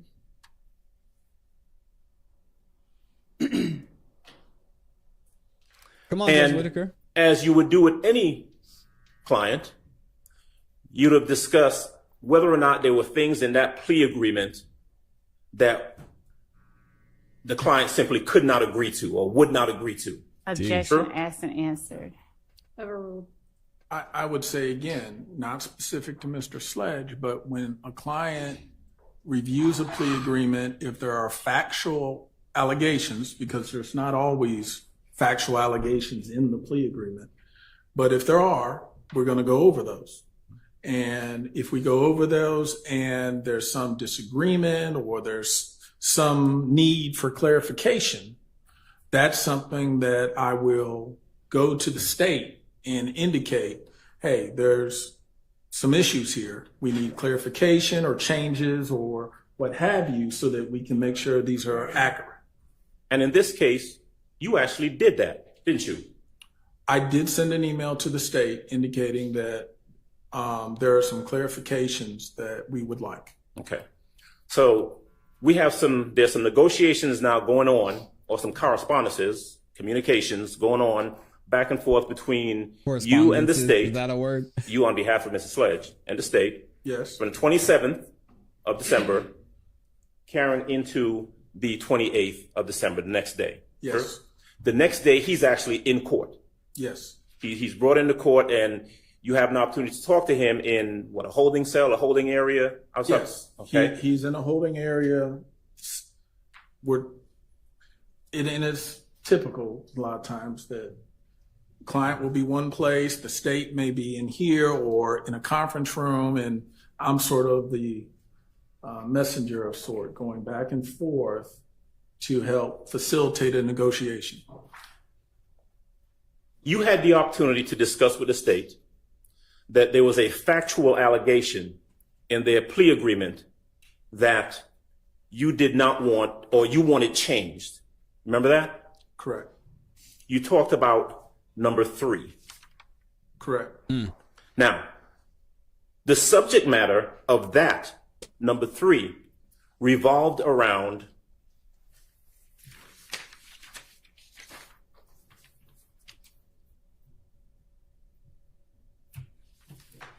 Your Honor, I object as to the characterization of the number 3, and I'd object based on vagueness. Are we talking number 3 in 1AS or number 3 on one of the other exhibits? Sustained. all right. Check out the final version. Yes. Let's reference what ends up being the final version of the plea agreement. I believe that's states 1AS. Okay. Okay. Do you have those in front of you? I want you to be able to refer to them. I do not have that in front of me. No.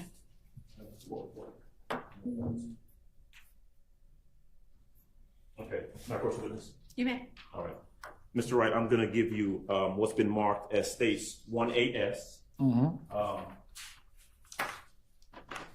I've got some questions I'm going to ask you referring to that document, okay? Okay.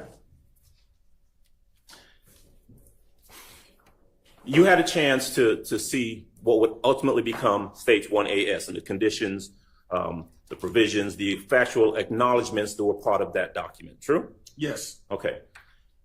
Prior to the execution of that document on the 28th of December in court, you had an opportunity to communicate with the state that you had a problem, or y'all had, to use your words, some concerns about that factual acknowledgement, right?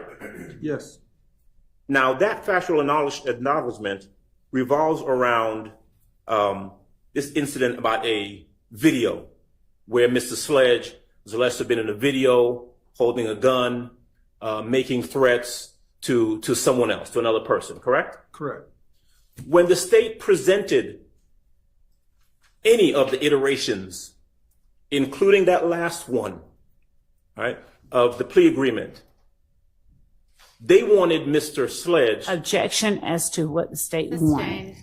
The factual acknowledgement revolved around Mr. Sledge acknowledging that while associated with YSL and to support and express loyalty to YSL, the defendant, that would be Mr. Sledge, and co-defendant Demikian Garlington and Quindarius Zachary appeared in the video with another person. AS, wherein defendant brandished a weapon used in a drive-by shooting and wherein on behalf of YSL, defendant threatened to harm a person named Kel, a rival gang member who had begun a relationship with defendant's ex-paramour, girlfriend. That was the factual acknowledgement, correct? That was the factual acknowledgement. Yes, and y'all can see that. You communicated with the state and you requested that they change that, correct? Or that it be removed. Your Honor, objection is to compound. Yeah. And I don't. Sustained. They did not change it. Your Honor, I object and ask that whatever question there was. Can you pose a question? Sure.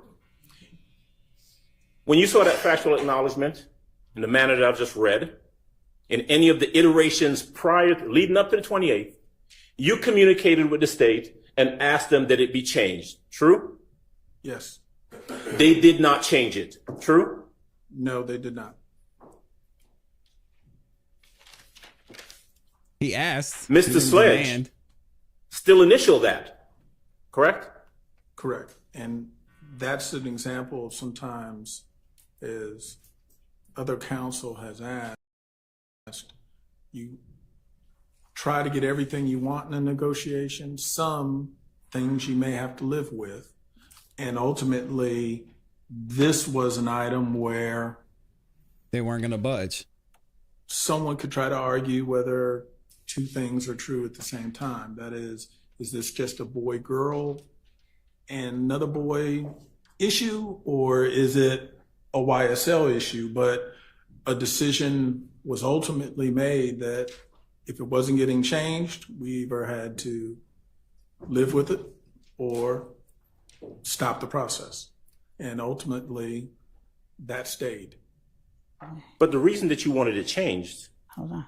when you spoke to the state, you told them that that information was not accurate. True? True. You told them that this wasn't the factual acknowledgement that referenced it being done on behalf of YSL, that was not true. This was about a girl.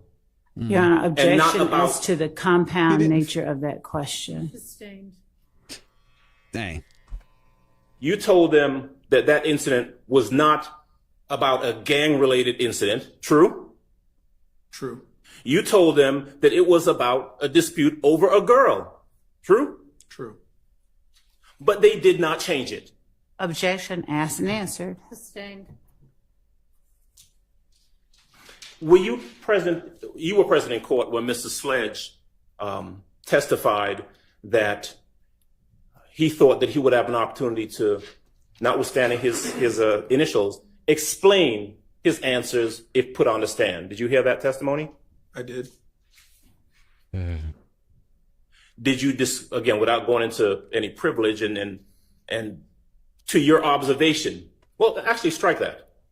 Did you have a conversation with the state about whether or not Mr. Sledge would be able to explain anything that he had some disputes with in the factual acknowledgments? The conversation was had back when we were doing the plea, and then even since then, it's always been broadcast or at least made clear by me, hey, if there are some differences in some of the content of some of these, my client will ultimately want to explain. If you put him on the stand and he testifies, he's going to want to explain what he means, as is when he acknowledged this, because something can be true, but also be true with other components to it. It's not always just one way that one person sees it as opposed to how another person sees it.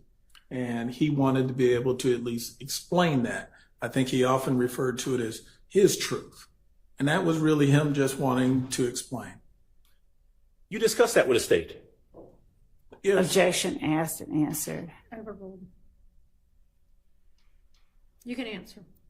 I would say yes. And again, You would sometimes say yes or yes? the state It's a little bit would vague. agree and they would make changes. Sometimes Okay, they here we would go. not agree. But it is incumbent on me to make sure, hey, eyes wide open, full disclosure, we've told you. So it was not going to be a surprise that, well, Mr. Sledge may have a difference of opinion. It was your observation that the state wanted this plea to go through as much as Mr. Sledge did. Is that true? Objection, Your Honor. Relevance as to and speculation as to what the state wanted. That wasn't what he asked. Overruled. True? I had a belief. Okay. That's also not what was asked. Okay. Well, Maybe ask your question again. And relevance as to what the state wanted. Based upon your conversations with the state, your knowledge of the case, your communications back and forth with the state, your evaluation of the plea agreement, you formed you observed that the state was just as interested in getting this plea done as Mr. Sledge was. Isn't that true? So objection. Go ahead. Objection. It calls for speculation about the state, and whatever his observation is or belief was is not pertinent to any material. Sustained. Was it your observation that the state wasn't really concerned with Mr. Sledge, but really Objection. wanted Mr. Williams? Same object. Oh. Sustained. That's crazy. And I have a motion as it relates to that.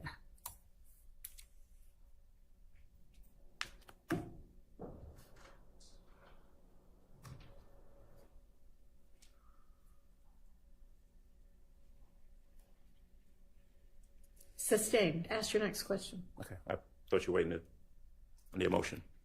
All right. Before Mr. Sledge was brought out into court on that video that we saw and entered the plea, And I just typed this I know in the there chat. wasn't a proffer session. Y'all don't forget But he still agreed separate and to some of apart the from things in the that plea. proffer agreement, the one we talked about earlier that was mailed to you, did you ever get an email from the state saying, hey, we want to talk to him before he enters a plea?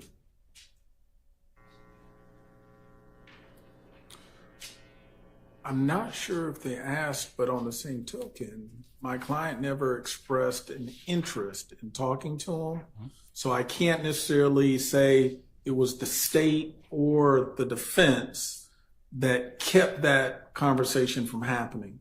Ultimately, the conversations really were just the negotiations back and forth.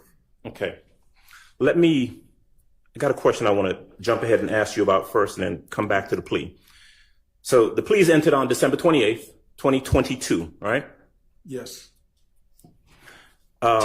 You had that meeting that Dang, we talked Louisa. about, that was talked about on June the 9th of 2024, Correct.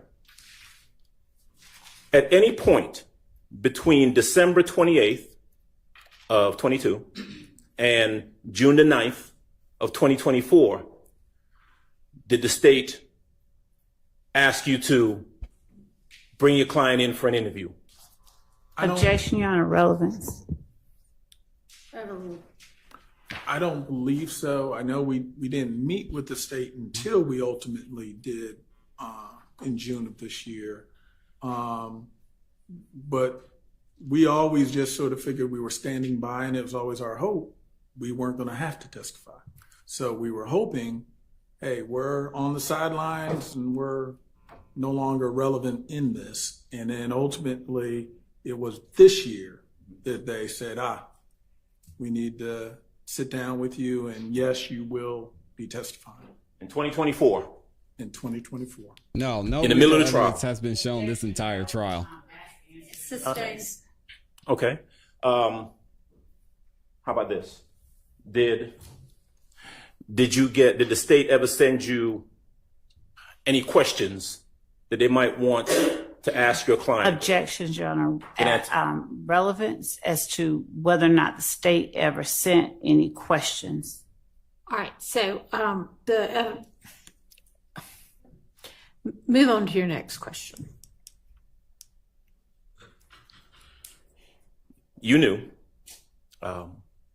when the plea was entered in December of 2028 that Mr. Sledge was a potential witness to be called at trial. Is that right?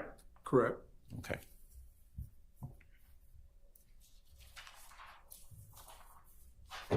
And after he entered the plea, he got out of jail. True? Correct. Objection, asked and answered. Sustained. He didn't just get out of jail as a result of entering the plea, though. Am I right? There was a bond component of that also, wasn't there? There was, but In fact, Your Honor, There I were ask two- that the witness be allowed to finish his response. Yes. I'm sorry. I thought you were done. Go ahead, sir. well, I was going to say, I think the bond, we worked that out as part of the plea as well, so that was not going to be an impediment to him getting released. So, in other words, it really sort of was all connected. His plea was on count one, the RICO plea, the RICO charge, right? He also pled guilty on count 30, the possession of a firearm by a convicted felon charge, right? Correct. He was sentenced on count one. Correct. His sentence on count 30 was left open until after this trial concluded, correct? Correct.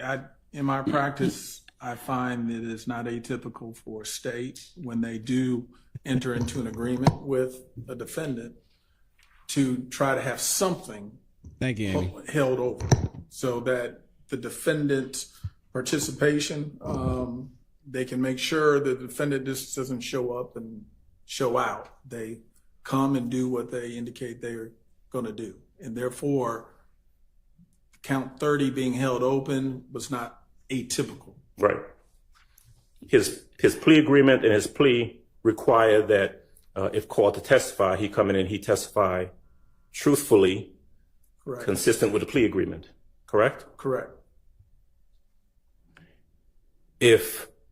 Because count 30 was left open in terms of sentencing, he couldn't get out of jail unless he got a bond on that charge. True? Correct. The state consented to a bond on count 30, didn't they? Your Honor, I'm going to object as to characterization, and the court can check, and I will not speak on evidence, but I believe that this is a matter that. All right. How much longer is your cross going to be? Because She told him to hurry up. She wants some Chick-fil-A. More than a half an hour. Okay, let's break for lunch. And I think we've got a couple of motions to deal with. So let's say, There goes lunchtime. 12:30 now. Let's be back at 2. She said 2 o'clock.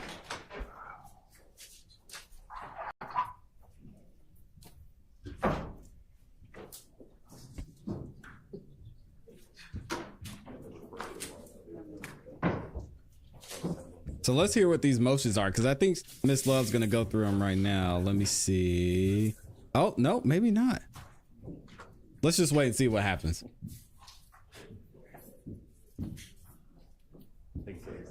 So that's a long lunch. Oh, Lavisa's got the cake for lunch too? Okay. I'll be reading super chats in a minute too. Appreciate y'all. All right, what I may do, because I have a lunch meeting, is let's break now and let's just come back early. So I don't know how long 2 motions and whatever else we have to deal with is going to take. Can we all be back at 1:15? Oh, 1:15. Okay. All right. That's a little bit better. Thank you, Judge. Thank you, Judge. All right, give it up to Judge Whitaker. What y'all think? Let me read some super chats and then I'll let y'all get out of here and get some lunch.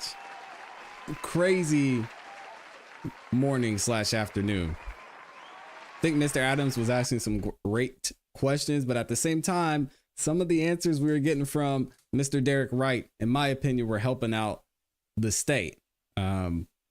Because even though he's showing, okay, yeah, they didn't change this and we wanted this part's changed, are we just going to disregard everything else that he initialed? From a legal standpoint, maybe, but you got to look at it as a juror as well. So we'll see. We'll see what the jury thinks. We've got Coach Corey in the building. He dropped the 2 bomb, says, yo, this is crazy. We missed it. Malpractice. I cannot believe his lawyer said that. That shocked me.